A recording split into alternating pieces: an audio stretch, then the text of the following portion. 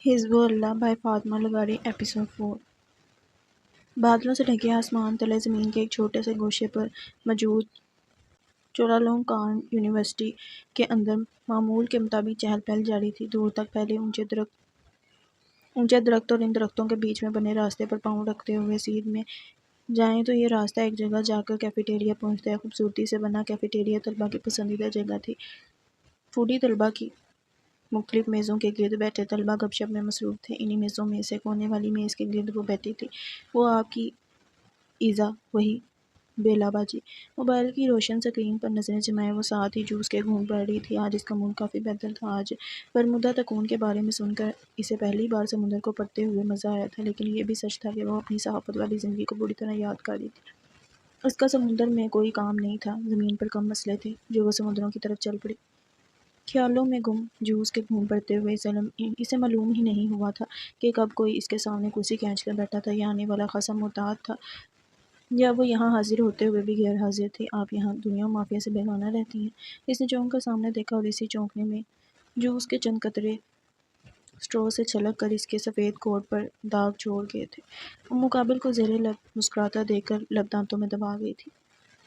مجھے جواب مل گیا، آپ کا شکریہ۔ وہ جانے کیوں مسکرا رہا تھا، بدتمیز، ایسے اچانک آ کر بیٹھ نہیں جاتے؟ مسٹر چندے، آداب و اخلاق ہمیں سکھاتے ہیں کہ سامنے کھڑے ہو کر آپ کو اجازت لے کر اور وہ بھی ایسے کہ خیالوں میں گم بندہ اچانک چونک نہ جائے، پھر بیٹھنا چاہیے۔ اگر اجازت مل جائے تو۔ اس نے اپنی خجلت مٹانے کے لیے اسے خاصا لمبا درس دیا تھا۔ اخلاق و آداب نے یہ نہیں بتایا کہ اگر آپ 2-3 بار بندی کو آواز دیں اور وہ نہ سنے تو کیا کرنا چاہیے؟ اس نے بندی پر زور دیا تھا۔ آئی ایم سوری، میں بس یہاں نہیں تھی۔ اس نے ہار مانی تھی۔ It's okay, no problem. اس نے چہرے کا رخ ذرا سے موڑ کر نگاہ ارد گرد ڈالی، پھر کرسی سے ٹیک لگا کر سیدھا ہو کر بیٹھا۔ اور یہی وہ موقع تھا جب ایزابیلا نے ٹھہر کر بغور اس کا جائزہ لیا تھا۔ ہلکے بادامی رنگ کی شلوار قمیض میں ملبوس خاکی رنگ کی شال دونوں شانوں سے گزار کر آگے سے اس کا ایک کونا بائیں کندھے پر ڈالا ہوا تھا اور چہرہ کشادہ پیشانی پر دائیں ابرو سے ایک سنی پلس ٹیڑھی ہو کر اوپر جا رہی تھی۔ چہرے پر چند خراشیاں بھی تھیں اور پھر اس کی نظریں اس کے ہاتھ پر ٹکی تھیں، بایاں ہاتھ جس پر پٹی بندھی تھی۔ کسی سے پٹ کر آئے ہیں؟ پاکستان میں ہوتا تو یہ ممکن تھا، لیکن یہاں ناممکن سا ہے۔ چھوٹا سا ایکسیڈنٹ ہو گیا تھا۔ وہ مبہم سا مسکرایا تھا۔ جھوٹا، ایزابیلا نے محض سر ہلانے پر اکتفا کیا تھا۔ اگر وہ اس وقت ایک صحافی کے روپ میں اس کے سامنے بیٹھی ہوتی تو یقیناً اسے اپنے سوالوں میں پھنسا کر ثابت کر دیتی کہ وہ پٹ کر آیا ہے، لیکن وہ صحافت کو الوداع کہہ چکی تھی۔ کل آپ کچھ کہنے آئی تھیں؟ جندل نے بغور اسے دیکھا۔ ہاں، اس نے سر اسپات میں ہلایا، پھر آگے ہوئی۔ دونوں کونیاں میز پر رکھیں۔ جندل کے عقب میں کسی کو دیکھتے ہی وہ خاموش ہو گئی تھی۔ جندل نے ماتھے پر بل ڈالے مڑ کر دیکھنا چاہا، مگر وہ اسے روک چکی تھی۔ نہیں دیکھیے گا جندل، آپ میرے گروپ ممبر ہیں۔ ہم یہاں ایک ٹاپک ڈسکس کرنے بیٹھے ہیں۔ آپ بالکل بھی غیر ملکی نہیں ہیں اور آپ زیادہ بولنا پسند نہیں کرتے۔ جندل ناسمجھی سے اسے دیکھ رہا تھا۔ جندل کے عقب میں وہ لڑکا ایزابیلا کو دیکھ چکا تھا اور اب انہی کی طرف آ رہا تھا۔ Hello guys! آفت ٹپک پڑی تھی۔ یہ وہی لڑکا تھا جسے ایزابیلا نے تھپڑ مارا تھا۔ ڈیو، کیسی ہو ایزابیلا؟ وہ لڑکا دونوں ہاتھ ٹیبل کے کنارے پر رکھ کر جھکا تھا۔ ایزابیلا کے چہرے پر ناگواری کے تاثرات ابھرے تھے۔ وہ اپنے دونوں ہاتھ پیچھے ہٹاتی کرسی سے ٹیک لگا کر بیٹھی تھی۔ میں ٹھیک ہوں، امید ہے تم بھی ہوگے۔ تھپڑ زیادہ زور کا نہیں تھا نا؟ اور نہ ایکسیڈنٹ مزے کا تھا؟ افسوس کے ساتھ تم بچ گئے۔ وہ لڑکا ڈٹائی سے مسکرایا۔ نہیں، بالکل نہیں، تھپڑ بالکل زور کا نہیں تھا اور نہ ایکسیڈنٹ مزے کا۔ میں نے یہی سوچ کر مارا تھا کہ تم عادی ہو۔ ایکسیڈنٹ کے لیے افسوس ہے مجھے۔ وہ اسے تپا رہی تھی۔ جندل کسی خاموش تماشائی کی طرح دونوں کو دیکھ اور سن رہا تھا۔ میری کافی دن سے ابراہیم انکل سے بات نہیں ہوئی، وہ ٹھیک تو ہیں؟ ایزابیلا زیر لب مسکرائی تھی۔ کم آن مائک، اب تم بچوں کی طرح بابا سے میری شکایت لگاؤ گے؟ تم مرد کب بنو گے؟ وہ اسے اچھے طریقے سے رگڑ چکی تھی، بلکہ مسل کر پیروں تلے دے چکی تھی۔ مائک کے چہرے پر آتے جاتے مختلف رنگوں کو دیکھ کر ایک خاموش تماشائی مسکرائے بغیر نہ رہ سکا تھا۔ یہ کون ہے؟ وہ اب جندل کی طرف متوجہ ہوا تھا۔ انسان، جیسا کہ آپ دیکھ سکتے ہیں۔ جواب جندل نے دیا تھا۔ ایزابیلا نے آنکھوں کے اشارے سے اسے خاموش کروانا چاہا، مگر وہ اسے یکسر نظر انداز کر گیا۔ اگر تم بھی دیکھ سکتے ہو تو یہاں سب ہی انسان ہیں۔ نام؟ میرا نام جاننے کا اعزاز آپ کو کیوں کر دوں؟ بیچارہ مائک! اس نے شیروں کے کچار میں ہاتھ ڈالا تھا۔ تمیز ہے تم میں؟ میرے جواب کے بعد میرے سوال کا جواب آپ دے چکے۔ ہم لمبے پروسیس سے بچ گئے۔ تم؟ مائک، اگر مزید ذلیل نہیں ہونا تو تم گھر چل سکتے ہو۔ آواز اس کے دائیں طرف سے آئی تھی۔ ان دونوں نے آواز کے تعاقب میں نگاہیں دہرائیں تھیں۔ کہنے والا کہہ کر جا چکا تھا، وہ صرف اس کی پشت دیکھ سکے تھے۔ مائک نے دانت کچکچا کر جندل کو دیکھا تھا۔ تم سے تو میں نپٹ لوں گا۔ جانتے نہیں ہو تم مجھے؟ خود سے ایسا رویہ رکھنے والوں کی جان لے لیتا ہوں۔ اس نے زور سے میز پر ہاتھ مارا تھا، میز پر رکھا جوس کا گلاس چھلکا تھا۔ ایزابیلا نے دانت کچکچا کر واپس جاتے مائک کو گھورا تھا۔ جنرل نے مسکراتے ہوئے ٹیشو باکس سے ٹیشو نکال کر میز پر گرے جوس کے اوپر پھینکے تھے۔ وہ کون تھا؟ مائک کا بڑا بھائی، مارک باربرا۔ اسے خاصا بہتر، سلجھا ہوا، سنجیدہ اور عقل مند۔ یہ تو نمونہ ہے پورا۔ ایزابیلا نے آنکھیں گھمائی تھیں۔ آپ کو اس کے منہ نہیں لگنا چاہیے تھا۔ یہ حد سے زیادہ بدتمیز ہے۔ بابا کی اور انکل کی گہری دوستی کا لحاظ میرے سامنے ہی کر لیتا ہے، مگر کسی اور کے سامنے یہ بدتمیزی اور بد تہذیبی کی ہر حد پار کر جاتا ہے۔ اس نے گہری سانس لی تھی۔ دیکھ لیں گے اسے بھی۔ فی الحال تو اگلے لیکچر کا وقت ہو گیا ہے۔ مجھے افسوس ہے کہ آج بھی آپ کی بات سننے کا موقع نہیں مل سکا۔ اس نے معذرت خواہ نگاہوں سے اسے دیکھا۔ کوئی بات نہیں، باتیں اہمیت نہیں رکھتی۔ وہ پھیکا سا مسکرائی، پھر اٹھ کھڑی ہوئی، ہینڈ بیگ اٹھایا، اپنا اسٹرولر ٹھیک کیا، اسے خدا حافظ کہا اور آگے بڑھ گئی۔ جنرل نے بھی اس کے پیچھے قدم بڑھا دیے۔ زرار رات گھر نہیں آیا تھا۔ سنگار میں اس کے قداور شیشے پر اپنا عکس دیکھتے ہوئے احمد نے پوچھا تھا۔ آیا تھا، وہ جانتا ہے جتنا بھی بھاگ لے لوٹنا اسے یہیں ہے۔ خرم کبر سے اس کا کوٹ نکال لائی تھی۔ خرم بیچارے کی بات سمجھو، زبردستی نہ کرو، اچھا نہیں ہے یہ۔ احمد نے شیشے میں اپنے پیچھے نظر آتے خرم کے عکس کو دیکھا تھا۔ خرم نے کوٹ آگے بڑھایا تھا۔ وہ خاموشی سے کوٹ پہن کر اس کی طرف پلٹا تھا۔ میں زبردستی نہیں کر رہی، نہ وہ نہ صدار، دونوں مجھے راضی نہیں کر پا رہے۔ احمد وہ کوئی ٹھوس وجہ تو بتائیں انکار کی۔ سعد کو شادی نہیں کرنی؟ زرار کو سعد سے شادی نہیں کرنی؟ کیوں؟ بس نہیں کرنی ہے کوئی تک؟ اس نے منہ کے زاویے بگاڑے تھے۔ احمد مسکراتے ہوئے اسے اپنے کوٹ کے بٹن بند کرتا دیکھ رہا تھا۔ شاید دونوں کو کچھ وقت چاہیے۔ اس نے ایک آخری کوشش کی تھی۔ زندگی وقت نہیں دیتی احمد، وقت نہیں دیتا۔ اس نے نظریں اٹھا کر خود سے تھوڑا لمبے احمد کو دیکھا تھا۔ احمد نے اس کے آگے سر جھکایا تھا۔ وہ مسکراتے ہوئے اپنے ہاتھوں سے اس کے بال سیٹ کرنے لگی تھی۔ مجھے سعد اچھی لگتی ہے، وہ بہادر ہے۔ ہاں، وقت نے اسے تھوڑا کمزور بنا دیا اور شاید وہ مایوسی کا شکار بھی ہے، لیکن احمد، میں نے اس کمزور ہوتی سعد کو ایک مضبوط سہارا لیتے دیکھا ہے۔ وہ بہت کمزور ہوتی جا رہی ہے، لیکن وہ اپنے رب کے اتنے قریب ہو گئی ہے کہ وہ سب سے زیادہ مضبوط ہو گئی ہے۔ آج اسے دیکھتی ہوں تو لگتا ہی نہیں ہے یہ وہی 2 برس پہلے والی سعد ہے۔ وہ بس مجھے اچھی لگتی ہے، وہ ایک اچھی بھابھی ثابت ہوگی۔ وہ اپنے دونوں ہاتھ کمر پر باندھتی پیچھے ہٹی تھی۔ تم کہہ رہی ہو تو ایسا ہوگا، لیکن مجھے زرار بھی اچھا لگتا ہے، تو ذرا دیکھ کر۔ ہاں۔ وہ ذرا سا سر جھکا کر ہنسی تھی۔ جن دل سے میں بات کروں یا تم کرو گے؟ تم کرو۔ نہیں نا، سعد سے بڑی ہوں، بات منوا لوں گی۔ زرار سے بھی بڑی ہوں، بات منوا لو گی۔ جنرل سے بھی ہوں تو بڑی، لیکن تم پورے 5 ماہ زیادہ بڑے ہو۔ مجھے امید ہے وہ انکار نہیں کرے گا۔ جیسے آپ کا حکم۔ احمد نے گردن کو خم دیا تھا۔ اس کی بیوی ماں کے مرتبے پر فائز ہونے والی تھی۔ وہ بس اسے خوش دیکھنا چاہتا تھا، نہ کوئی بحث، نہ روک ٹوک۔ وہ جو چاہتی تھی وہ اسے کرنے دیتا تھا۔ یہی وجہ تھی خرم بھی اس کی پسند ناپسند کا خیال رکھنے لگی تھی۔ دونوں ایک دوسرے سے خوش تھے۔ میں زرار کو کمرے سے نکالوں؟ منہ لپیٹے پڑا ہے، تم آ جاؤ نیچے، ناشتہ لگا دیا ہے۔ وہ اسے تاکید کرتی کمرے سے نکل گئی تھی۔ احمد نے بھی اس کے پیچھے قدم بڑھا دیے تھے۔ وہ سیڑھیاں اترتی دائیں طرف زرار کے کمرے کے پاس پہنچی تھی۔ اس نے ہاتھ بڑھا کر دروازہ بجایا، زرار کو آواز دی۔ جواب نہ ڈالے، وہ دروازہ کھولتی اندر چلی آئی۔ کمرہ ایسے سمٹا ہوا تھا جیسے رات یہاں کوئی آیا ہی نہ ہو، حالانکہ وہ آیا تھا۔ اس نے فجر کی نماز میں بذات خود اسے دیکھا تھا۔ وہ قدم بڑھاتی آگے آئی۔ کھڑکی کے دونوں پٹ کھلے تھے۔ کھڑکی کے پار تنگ سی گلی تھی اور پھر دیوار جس کے پار دوسرا گھر تھا۔ وہ نالائق دیوار پھلانگ کر چھتوں کو ٹاپتا ہوا کہیں دور پہنچ چکا تھا۔ نالائق، بدتمیز۔ وہ فائل ہاتھ میں لیے اپنے ساتھ چلتے لڑکے کو تائید کرتا اپنی آفس سے نکل کر راہداری میں چل رہا تھا۔ سیاہ کوٹ پینٹ میں ملبوس، ہمیشہ کی طرح سنجیدگی کے تاثرات چہرے پر سجائے دیکھنے والوں کو مرعوب کرتا وہ قدم اٹھا رہا تھا۔ اس کی چال میں تیزی تھی اور ادھیات اتنی کہ بوٹوں کی آواز سنائی دے نہ قدموں کی چاک۔ کیا بات سنو۔ والڈ اپنی آفس سے نکلا تھا۔ وہ فائل اس لڑکے کو پکڑاتا ان کے مقابل جا کھڑا ہوا۔ وہ دونوں جب ساتھ کھڑے ہوتے تھے تو فیصلہ مشکل ہو جاتا تھا کہ اصل بوس کون ہے۔ جی کہیں، والڈ کچھ کہنے لگا تھا، پھر اس کے چہرے پر نگاہ پڑتے ہی اس کی پیشانی پر بل نمودار ہوئے، چہرے پر، آنکھ کے کنارے پر، اور دائیں گال سے ٹھوڈی تک چند خراشیں تھیں اور دایاں ہاتھ وہ پٹی میں جکڑا تھا۔ کیا ہوا، تم ٹھیک ہو؟ جی، معمولی سا ایکسیڈنٹ ہو گیا تھا۔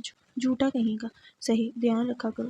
کل والی میٹنگ؟ والڈ اس سے مختلف سوالات کرتا اسے کچھ سمجھا رہا تھا۔ مکمل توجہ کے ساتھ اسے سنتا وہ دل ہی دل میں جنرل کو لان تان کر رہا تھا۔ چپ کر کے مار کھا لیتا وہ تو کون سے پیسے لگ جانے تھے اس کے؟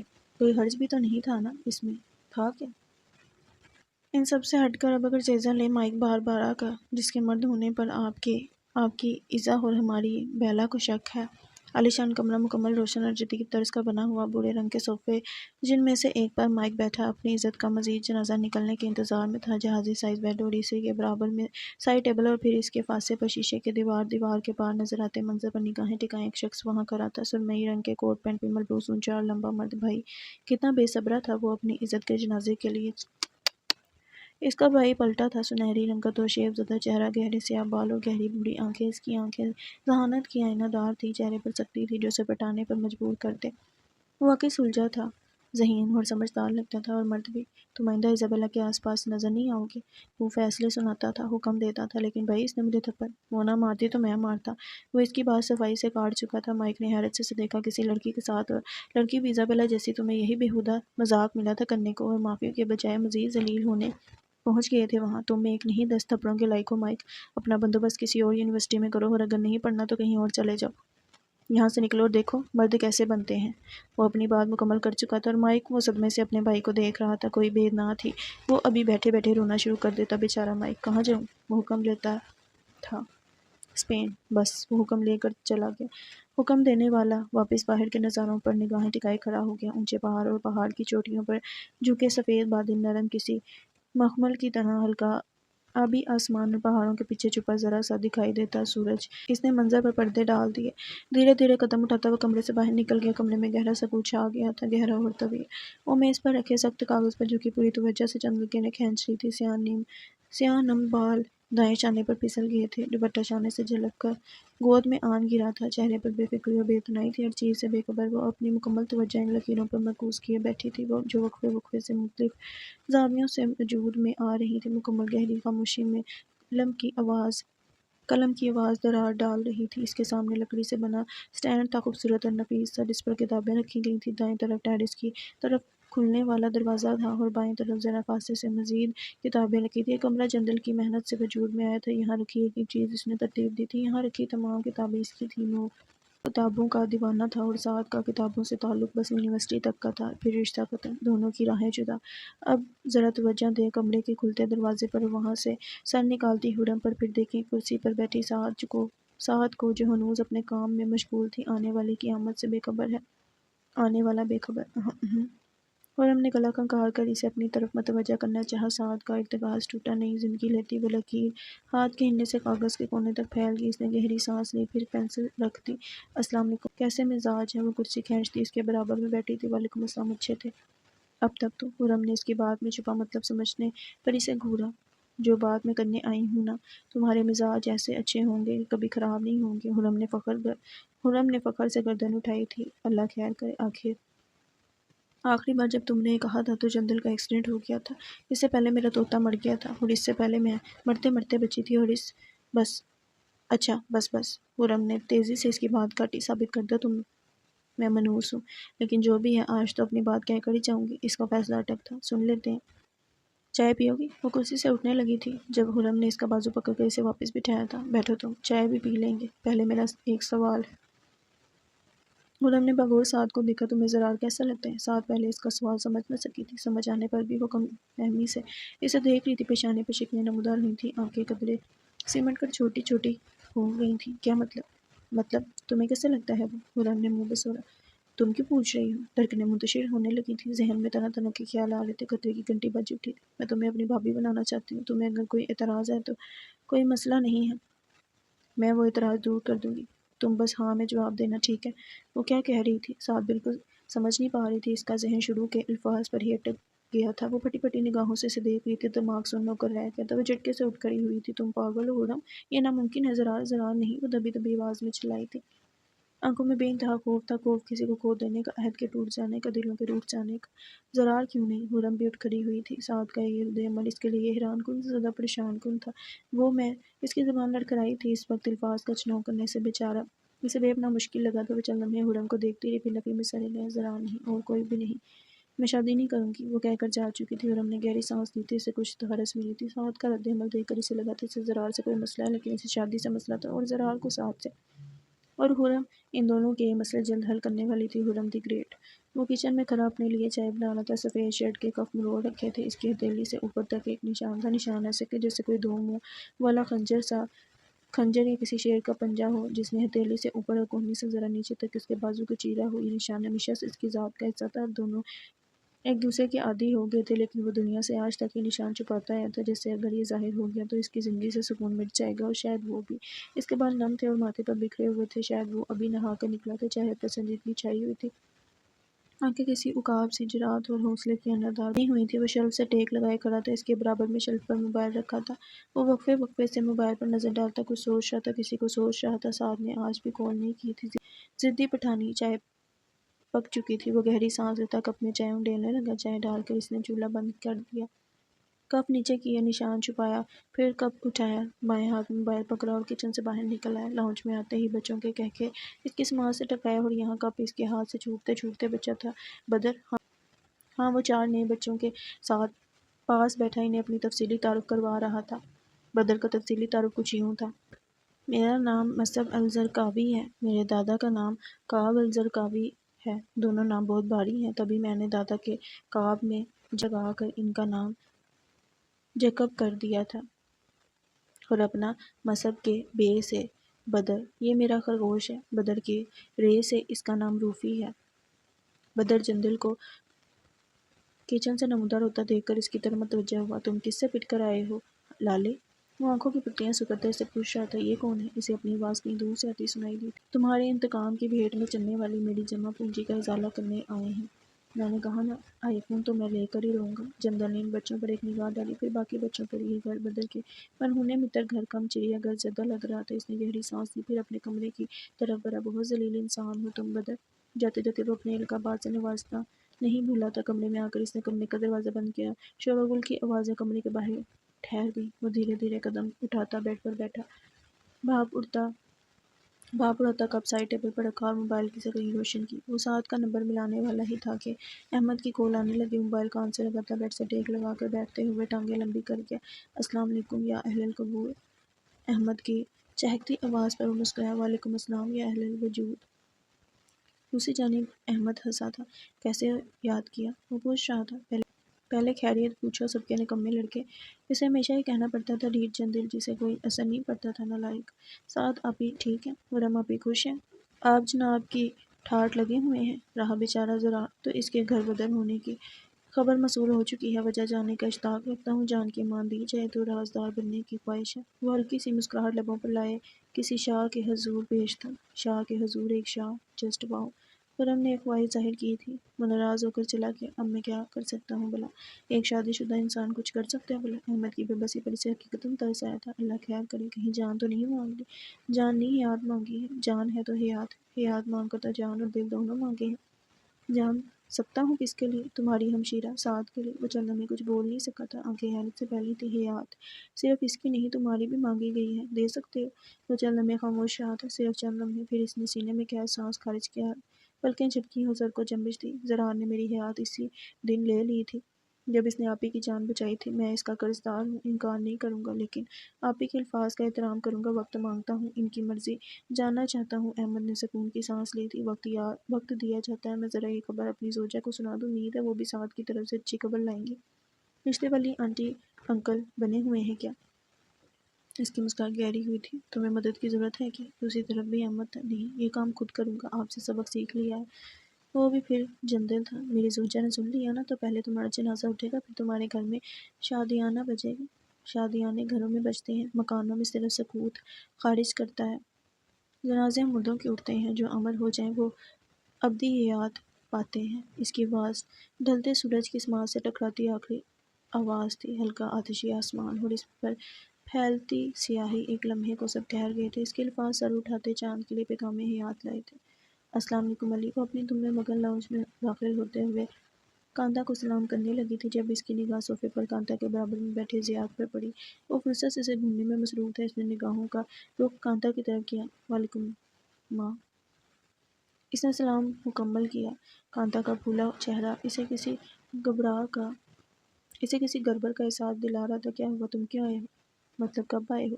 इसने कांता के घूमने पर फौरन सवाल बदला था। बताने आया था कि तुमने इसके साथ लड़ाई की है। वो जो न जाने क्या समझे बैठी थी। इस इल्ज़ाम पर मुंह खुले ज़ियाद को देख रही थी। पूछे इससे पप्पो, इतनी ज़बान चलाई है इसने? मुझे तीन बेसहारा मस्कीन और गरीब होने के ताने देती دیتی ہے یہ سگا بھتیجا ہوں آپ کا، لیکن سوتیلا کہتی ہے مجھے۔ ایزابیل نے دانت کھٹکھٹاتے ہوئے صدیقہ پر جھک کر اس کے کوٹ کا بازو پکڑا اور اسے کھینچتے ہوئے ڈائننگ روم میں لے۔ کیا مصیبت ہے؟ پہلے ہی وہ بہت سناتی ہے، تم مزید بکواس کرو۔ زیاد نے کمر پر ہاتھ باندھ کر اسے سخت نظروں سے گھورا۔ تم نے مجھے مجبور کیا تھا، میری کال نہیں اٹھا رہی تھی، لائبریری بھی نہیں آئی تو کیا کرتا؟ مجھے بتاؤ تم قیام سے کیوں ملی؟ اگر تمہاری یہی حرکتیں رہیں ایزا، تو کس دن بینکاک میں آگ کی طرح یہ خبر پھیلے گی کہ معروف بزنس مین ابراہیم والڈ کی بیٹی کئی ماہ لاپتہ ہونے کے بعد قتل کر دی گئی۔ خدا کا خوف کرو یار، تم نہیں جانتی کتنا بڑا ڈاکو ہے وہ۔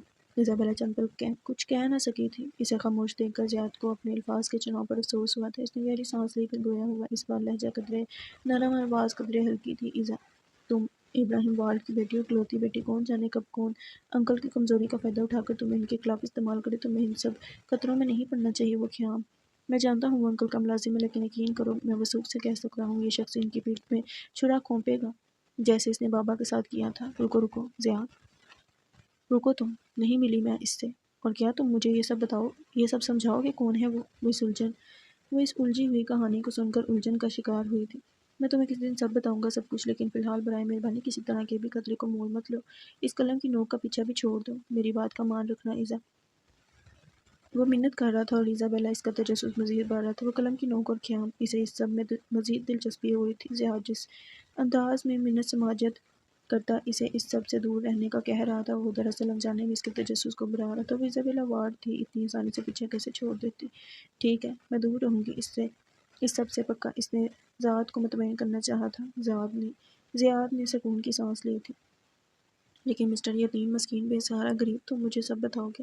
زیاد نے فوراً حامی بھر لی تھی۔ وہ سر کو جمش دیتی وہیں صوفے پر بیٹھ گئی تھی، ذہن تیزی سے کام کر رہا تھا، اور زیاد وہ اس کی طرف سے مطمئن ہو کر کانتا کے بلانے پر باہر نکل گیا تھا۔ اندھیر رات میں چمکتے چاند کی روشنی اس کے کمرے کی کھڑکی سے اندر آ رہی تھی۔ مکمل اندھیرے میں ڈوبا کمرہ کھلی کھڑکی سے آتی روشنی سے باہر سے بالکل ذرا سا روشن تھا، اتنا کہ کمرے میں موجود نفس کو دیکھا جا سکے۔ دونوں ٹانگیں لٹکا کر بیڈ پر بیٹھا، کونیاں گھٹنوں پر ٹکائے، دونوں ہاتھ باہم ملائے، وہ کسی کے انتظار میں تھا کہ اس کی ہر طرف چھائے سکوت پر کھڑکی سے اندر آنے کی کوشش میں پیدا ہونے والی آواز نے چابک رسید کیے تھے۔ وہ فوراً سے اٹھ کھڑا ہوا تھا، کھڑکی کی طرف آ کر اس نے اپنا ہاتھ بڑھایا، آنے والے نے اس کا ہاتھ تھاما اور کود کر اندر آ گیا۔ اس نے فوراً کھڑکی بند کر دی، کھڑکی پر پردے ڈالے اور سوئچ بورڈ کی تلاش میں نکلا۔ بٹن دباتے ہی سارا کمرہ روشنی میں نہا گیا۔ اس نے مڑ کر بیڈ کے پاس کھڑے اس شخص کو دیکھا جو سیاہ جینس پر سیاہ ہوڈی پہنے ہوئے تھا، چہرے پر ماسک لگا تھا، سر پر ہوڈ گری ہوئی تھی۔ یقیناً جب وہ اس طرف آ رہا تھا تو اس اندھیر رات میں اسے اندھیرے کا حصہ ہی سمجھا گیا ہوگا۔ کوڈ ملا؟ جندل کے سوال پر آنے والے نے اس بات میں ساری لائے، اپنے سر پر گری ہوڈ دائیں طرف سے پیچھے گرائی، ہلکے بھورے رنگ کے بال ذرا سے پھسل کر ماتھے پر گرے۔ اس نے ہاتھ بڑھا کر ماسک اتارا۔ جندل نے روشنی میں اس کا چہرہ دیکھا۔ وہ وہی تھا جو سمندروں کا عاشق نہیں تھا، وہ وہی تھا جو سمندروں کے لیے قابل عزت تھا، اور جو بیک وقت عربی اور مغربی حسن کا مجسمہ لگتا تھا۔ وہ خیام تھا، خیام حنفی۔ جندل اس کے گال پر خراشیں دیکھ کر مسکراتا ہوا بیڈ پر بیٹھا۔ خیام نے سائے ٹیبل سے ٹیک لگاتے ہوئے ہوڈی کی جیب سے ایک کاغذ نکالا۔ یہ دیکھو، ان اعداد و شمار کو حل کرنا ہے، یہ تعداد میں بہت زیادہ ہے، ہمیں جلدی کرنا ہوگی۔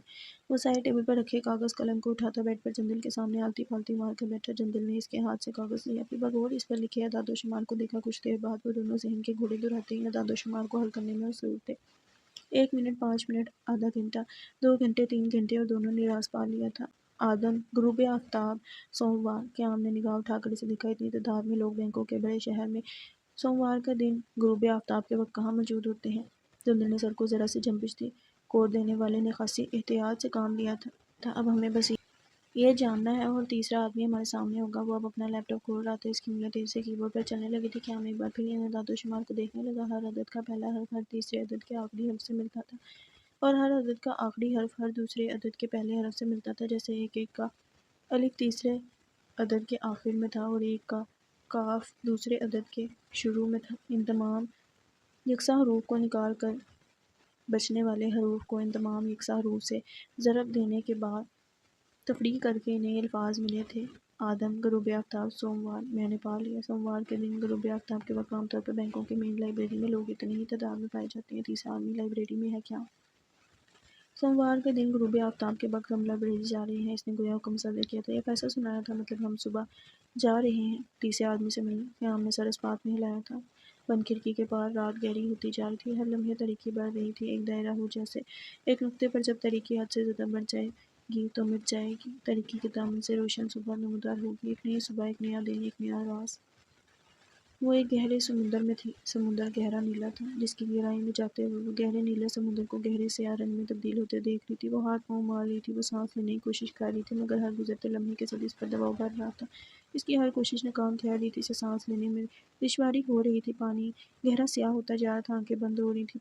हाथ पांव मारते हुए इसकी हिम्मत जवाब दे रही थी। मजीद कोशिश नहीं कर पा रही थी। पानी का रंग गहरा नीला था, नहीं स्याह नीला। और फिर इसने अपनी जान निकलती महसूस की। वो होशो-हवास खो रही थी, पानी से खुद में समेट रहा था। अब वो बिखरती चली जा रही थी और फिर इसने महसूस किया था कि वो जान दे चुकी है। वो एकदम डर कर उठ बैठी, पसीने में शराबूर। तेज सांस लेती वो खौफ से इधर-उधर देख रही थी। झटके से वो बेड से उठी और स्विच बोर्ड पर हाथ मारा। वो पूरा कमरा रोशन हो गया। तेज होते तनफ्फुस के साथ वो गहरी सांसें ले रही थी। इसे साइड टेबल पर रखा जग उठाकर गिलास में पानी डालना चाहा तो हाथों की कपकपाहट की वजह से जग ज़मीन बोस हो गया। इसने शीशे की बिखरी कुर्सियाँ और ज़मीन पर गिरे पानी को देखा था। अचानक इसे कै आई थी। वो फ़ौरन वॉशरूम की तरफ भागी थी। बेसिन पर झुकते हुए इसने नल खोला और फिर वही क्या कर दी। पानी मुसलसल बह रहा था और वो निढाल सी बेसिन पर झुकी हुई थी। इसने हिम्मत करके चेहरे पर पानी के छींटे मारे। ढीले ढाले जूड़े से निकलती चंद लटे भीग गईं। इसने खुद को आईने में देखा। आंखें लाल हो रही थी। बेइंतहा खौफ और नकाहत जिस्म से जान निकल रही थी। वो दीवार का सहारा लेती वॉशरूम से बाहर आई। एक नज़र शीशे की बिखरी कुर्सियों पर डाली, फिर कमरे से बाहर आई। इसे खुली फिजा में सांस लेना था, इसे छत पर जाना था, मगर इस वक्त इस हालत में इसके लिए चलना मुहाल हो रहा था। हाथ कपकपा रहे थे, टांगें साथ नहीं दे रही थी। इसे लगा था अगर वो कुछ देर मजीद खड़ी रही तो यहीं ढेर हो जाएगी। वो मुश्किल खुद को संभालती वो सीढ़ियाँ चढ़ने लगी। हर एक कदम बढ़ाने के बाद वो गहरी सांस लेती, आंखें जोर से मींचती, लड़खड़ाते हुए छत पर आई थी। छत के चारों जानिब छोटी सी चार दीवारी थी, जिससे बआसानी घर से मिले घर की छत को देखा जा सकता था, और फलांगा भी। इसके ऊपर चांद थे और तारे। हल्की ठंडी हवाएं से ठंड महसूस हो रही थी। धीरे धीरे कदम उठाती हुए एक दीवार के पास खड़ी हुई, दोनों हाथ दीवार पर रखे, बिल्कुल ऐसे जैसे नीचे झांकने के लिए रखे जाते हैं। इलाही रहम, इसने बड़बड़ाते हुए आंखें बंद की थी। खुली फिजा में, खुले आसमान तले चांद की रोशनी में नहाते हुए, गहरी सांसें लेते हुए खुद को अब कदरे बेहतर महसूस कर रही थी। सुकून सा उतरा था दिल में और दिमाग में। कुछ देर पहले देखे गए ख्वाब का असर धीरे धीरे जा रहा था। इसने आंखें खोली थी। आंखों में अब नमी थी। तन्हाई का एहसास था, लेकिन अब वो लाल नहीं थी। अब वो बेहतर नजर आ रही थी। यूं ही सामने देखते हुए इसने देखा था कि एक साया, एक अंधेरे में डूबा साया, जिसे चांद की रोशनी आश्कार कर रही थी, जो मुक्ति छतों को फलांग रहा था और रुख वो इसी की तरफ था। इसकी सांसें थमने लगी थी, तनफ्फुस भी करने लगा था, दिल थमने लगा था। और जब इसने देखा कि इसके और साए के दरमियान सिर्फ दो छतों का फासला है, तो वो पूरी कुव्वत से चीख उठी थी। इसकी चीख लर्जा देने वाली थी, दिल दहला देने वाली। वो तारीख सड़क थी, बेइंतहा तारीख। हैरत अंगेज तौर पर एक ही वक्त में तमाम स्ट्रीट लाइट्स बुझ गई थीं। वो एहतियात से कदम उठाता आगे बढ़ा था। स्याही में डूबा वो हर चंद कदम चलने के बाद रुक कर सड़क के दाएं बाएं और आगे पीछे देखता, फिर दोबारा चलने लगता। इसका तनफ्फुस फूला हुआ था, चेहरे पर बेइंतहा खौफ था। दोनों हाथों को रगड़ता वो एक जगह रुक गया। इसने दाएं बाएं देखा, फिर सामने निगाहें दौड़ाईं, फिर वो पीछे पलटा। इसे दूर से एक साया अपनी तरफ बढ़ता नजर आया। इसकी सांसें थमने लगीं। माइक, भागना मत। साया इसके करीब आ गया था। वो डर कर दो कदम पीछे हटा। कौन हो तुम? क्यों बुलाया है मुझे? वो अच्छा खासा बौखलाया हुआ था। इसके मुकाबले वो शख्स अब इसके काफ़ी नज़दीक पहुंच चुका था। इस शख्स के हक़ में चांद था, चांद और इसकी रोशनी, जिसे वो शख्स अपनी पुष्प पर रोके हुआ था। सुना है खानदान का आखिरी चिराग काफ़ी बदतहज़ीब होता है, ऐसे चिरागों को बुझा देना बेहतर होता है। इसने तेज़ी से जमे हुए दाएं हाथ का मुक्का माइक के मुंह पर मारा था। वो लड़खड़ा कर पीछे हटा था। अगला शख्स इसके संभलने तक अपनी टांग काम में लाकर इसे दर से दो चार कर किया था। माइक ने अपने बचाव की कोशिश की थी और नतीजतन अगले ही लम्हे वो सड़क पर ढेर था। वो शख्स उसके सीने पर चढ़कर बैठा, सख्ती से बंद हाथ के मुक्के इसके गाल पर रसीद कर रहा था। एक, दो, तीन, यहाँ तक कि वो काले दस्ताने खून आलूद हो चुके थे। माइक होशो-हवास खोने के करीब हो गया था। वो शख्स हाथ झाड़ता उठ खड़ा हुआ था। जान देने वालों को जान लेने की धमकी देना फजूल है मिस्टर माइक, ये अल्फाज याद रखना।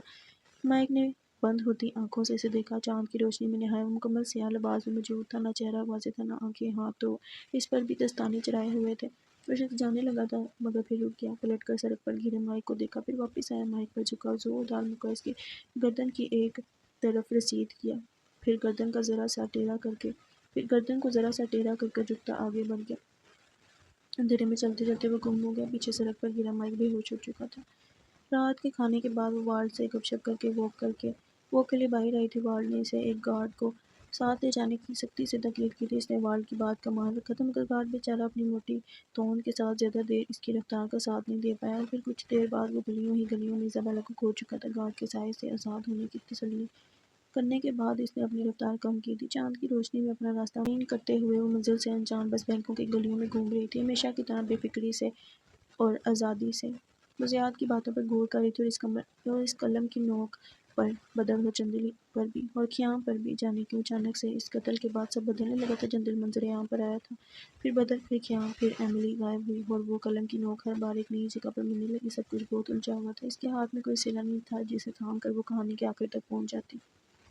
سب کچھ بہت عجیب سا تھا، کون جانتا تھا کہ سب کچھ محض اتفاقاً تھا یا کوئی ترتیب دیا گیا کھیل۔ آواز نہ آئے، خاموشی سے تم مرو گے۔ وہ ایک سرگوشی تھی، اس کے بڑھتے قدم فوراً تھمے تھے۔ سرگوشی اس کے بہت قریب سے کی گئی تھی، وہ گلی کے کنارے پر تھی۔ ذرا سا رخ موڑنے پر وہ نئی گلی کا سرا دیکھ سکتی تھی۔ کسی کی سسکی اس کے کانوں میں پڑی اور تب اسے سب یاد آنے لگا۔ تھائی لینڈ اکیلی عورت کے لیے غیر محفوظ ہے، یہاں عورتوں کو اپنی حفاظت کا سامان آپ کرنے کے تحت رات کے وقت تنہا ٹیکسی میں بیٹھنے سے بھی منع کیا جاتا ہے۔ گلیوں میں ہونے والی چوری اور اغوا کے کیسز کی تعداد بہت زیادہ ہے۔ اس نے ان سب کو جھٹکنا چاہا تھا، وہ اتنی کمزور نہیں تھی۔ اپنی ہمت پر بھروسہ کر کے اس نے رخ موڑا تو وہ نئی گلی کے سرے پر کھڑی تھی۔ اس نے دیکھا تھا ایک شخص مکمل سیاہ لباس میں بالکل سیاہی میں ڈوبا ہوا دوسرے شخص کو دیوار سے لگائے کھڑا تھا۔ دوسرا شخص دبی آواز میں رو رہا تھا، اس کے چہرے کے نقوش جانے پہچاننے سے تھے۔ وہ جیک تھا، ایملی کا بوائے فرینڈ جیک۔ اور پھر اس ظالم شخص نے شیشے کا ایک ٹکڑا نکالا تھا جو چاند کی ذرا سی روشنی میں چمکا تھا، اور اگلے ہی لمحے اس شخص کی شارہ کاٹ چکا تھا۔ خون کے کچھ چھینٹے ایزابیلا کے ماتھے اور ہاتھ پر پڑے تھے۔ اس نے اپنے منہ پر دونوں ہاتھ رکھ کر اپنی چیخ روکی تھی، اس کی نظروں کے سامنے انسانیت کا قتل ہو چکا تھا۔ اس شخص نے ایزابیلا کو دیکھا، دھیرے سے دستانے میں چھپا اپنا خون آلود ہاتھ اٹھایا، انگشت شہادت اپنے لبوں تک لے گیا اور بس اسے خاموش کروا دیا۔ ایزابیلا نے دیکھا تھا اس کے چہرے پر ماسک تھا، اور آنکھیں کچھ سر پر گرے ہوڈی اور کچھ اندھیرے کے باعث نظر نہیں آ رہی تھی۔ اسے خاموش رہنے کا اشارہ کر کے وہ جا چکا تھا۔ ایزابیلا نے کپکپاتے ہاتھ اپنے چہرے سے ہٹائے اور ایک خوف بھری نگاہ اس لاش پر ڈالی، اور پھر وہ جتنی رفتار سے بھاگ سکتی تھی وہ بھاگ رہی تھی۔ رات کے اندھیرے میں تیزی سے بھاگتے ہوئے اسے اپنے گال بھیگتے محسوس ہو رہے تھے۔ وہ رو رہی تھی، اس کے آنسو مسلسل بہہ رہے تھے، اور پھر اس کا رونا سسکیوں میں بدل گیا۔ رفتار مزید تیز ہوگی، بینکوں کی گلیوں میں بھاگتے ہوئے طریق ہوتی رات کے ساتھ وہ کہیں گم ہوگی۔ وہ بگڑتے تنفس سے بھاگتی ہوئی جب والڈ ہاؤس کے دروازے پر پہنچی تو اس کا حال دیکھ کر چوکیدار نے بوکھلاہٹ میں جلدی سے دروازہ کھولا۔ اس کے خون آلود ہاتھ اور قطع وسان وہاں کھڑے گارڈز کو بھی چونکا گئے تھے۔ میم اب ٹھیک ہیں؟ کسی نے ہمت کر کے اس سے پوچھا تو وہ رکی نہیں تھی، نہ اس نے جواب دیا تھا، وہ بھاگتی ہوئی اندر کی جانب بڑھی تھی۔ گارڈ اس کے پیچھے لگتے تھے۔ مرکزی دروازے سے والڈ ہاؤس کے اندرونی حصے تک کی مسافت میلوں دور جا چکی۔ جہاں پہنچی تھی اس کی ٹانگیں شل ہو رہی تھیں، دماغ چکرا رہا تھا، آنکھوں کے آگے اندھیرا چھا رہا تھا۔ اس کے پیچھے دوڑتے گارڈز کے بوٹوں کی آواز اندھیر رات میں چھائے سکوت میں حائل ہو رہی تھی۔ میم رکیں پلیز، آپ ٹھیک نہیں ہیں؟ اس نے دیکھا تھا کہ والڈ ان بھاری بوٹوں کی آواز اور گارڈز کی آواز پر باہر نکل آیا تھا۔ وہ رک گئی، پتھریلی نظروں سے والڈ کو دیکھا، دھڑکنوں کی رفتار سست پڑ گئی، سانسیں تھمنے لگیں۔ اس نے پلک جھپکی، ایک دوسرے میں پیوست لب جدا کیے۔ بابا! ٹانگوں نے مزید ساتھ دینے سے انکار کر دیا، وہ گرنے لگی تھی۔ والڈ نے آگے بڑھ کر اسے تھاما تھا، وہ اس کے مضبوط بازو میں جھول گئی۔ ایزابیلا بیٹے آنکھیں کھولو۔ وہ اس کا گال تھپتھپا رہا تھا، اس کے ہاتھ رگڑ رہا تھا، دیوانہ وار اس کی پیشانی چوم رہا تھا۔ گارڈ ساکت کھڑے ابراہیم والڈ کو دیکھ رہے تھے۔ یہ سنجیدہ شخص گویا پتھر ہو، اپنی بیٹی کے لیے موم سے بھی زیادہ نرم تھا۔ اندازہ انہیں اب ہو رہا تھا، فوراً گاڑی نکالو، فوراً! وہ چلایا تھا۔ ایزابیلا بیٹے، بابا کی طرف دیکھو، آنکھیں کھولو بچے۔ اس کی آواز مدھم ہوتی جا رہی تھی۔ اندھیر رات نے وہ منظر بھی دیکھا تھا جب والڈ ہاؤس کے دروازے کھلے تھے اور ایک قطار کی صورت میں کئی سیاہ رنگ کی گاڑیاں سڑک پر آگے پیچھے دوڑتی ہوئی دور نکل گئی تھیں۔ پھر وہی سکون اور وہی خاموشی۔ وہ خرم سے ناراض ہو کر گھر سے نکلا تھا، اور وہ تب سے واپس نہ آنے کی قسم اٹھا چکا تھا جب تک خرم اپنا فیصلہ بدلنے والی نہیں تھی۔ لیکن شومئی قسمت کے جب کمانڈر سے اس نے رات ایجنسی میں گزارنے کی اجازت مانگی تو کمانڈر نے طریقی جواب دیا تھا، گھر سے لڑ کر آئے ہو تو تمہارا اگلا قدم ایجنسی سے باہر کی طرف اٹھنا چاہیے، ہم ایک اور ساتھ کو نہیں بھگت سکتے۔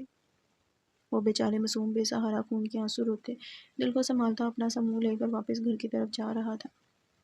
ناک کا مسئلہ تھا، ورنہ وہ ضرور اچھے بچوں کی طرح دروازے سے جاتا۔ ناک ذرا اونچی تھی تو وہ گھر سے ملے گھر کا فائدہ اٹھاتے مزے سے چھتیں ٹاپتا کھراما کھراما گھر کی طرف رواں دواں تھا۔ خاموشی تھی، سناٹا تھا، کسی طوفان کی آمد تھی۔ دل بچہ تھا، سمجھ نہ پایا اس خاموشی کا مطلب کیا تھا۔ دماغ سو چکا تھا، چھٹی حس کو سلا دیا گیا تھا، تبھی وہ آنے والے خطرے کی بو سونگھ نہ پایا۔ کوئی جاگ رہا تھا تو وہ تھا۔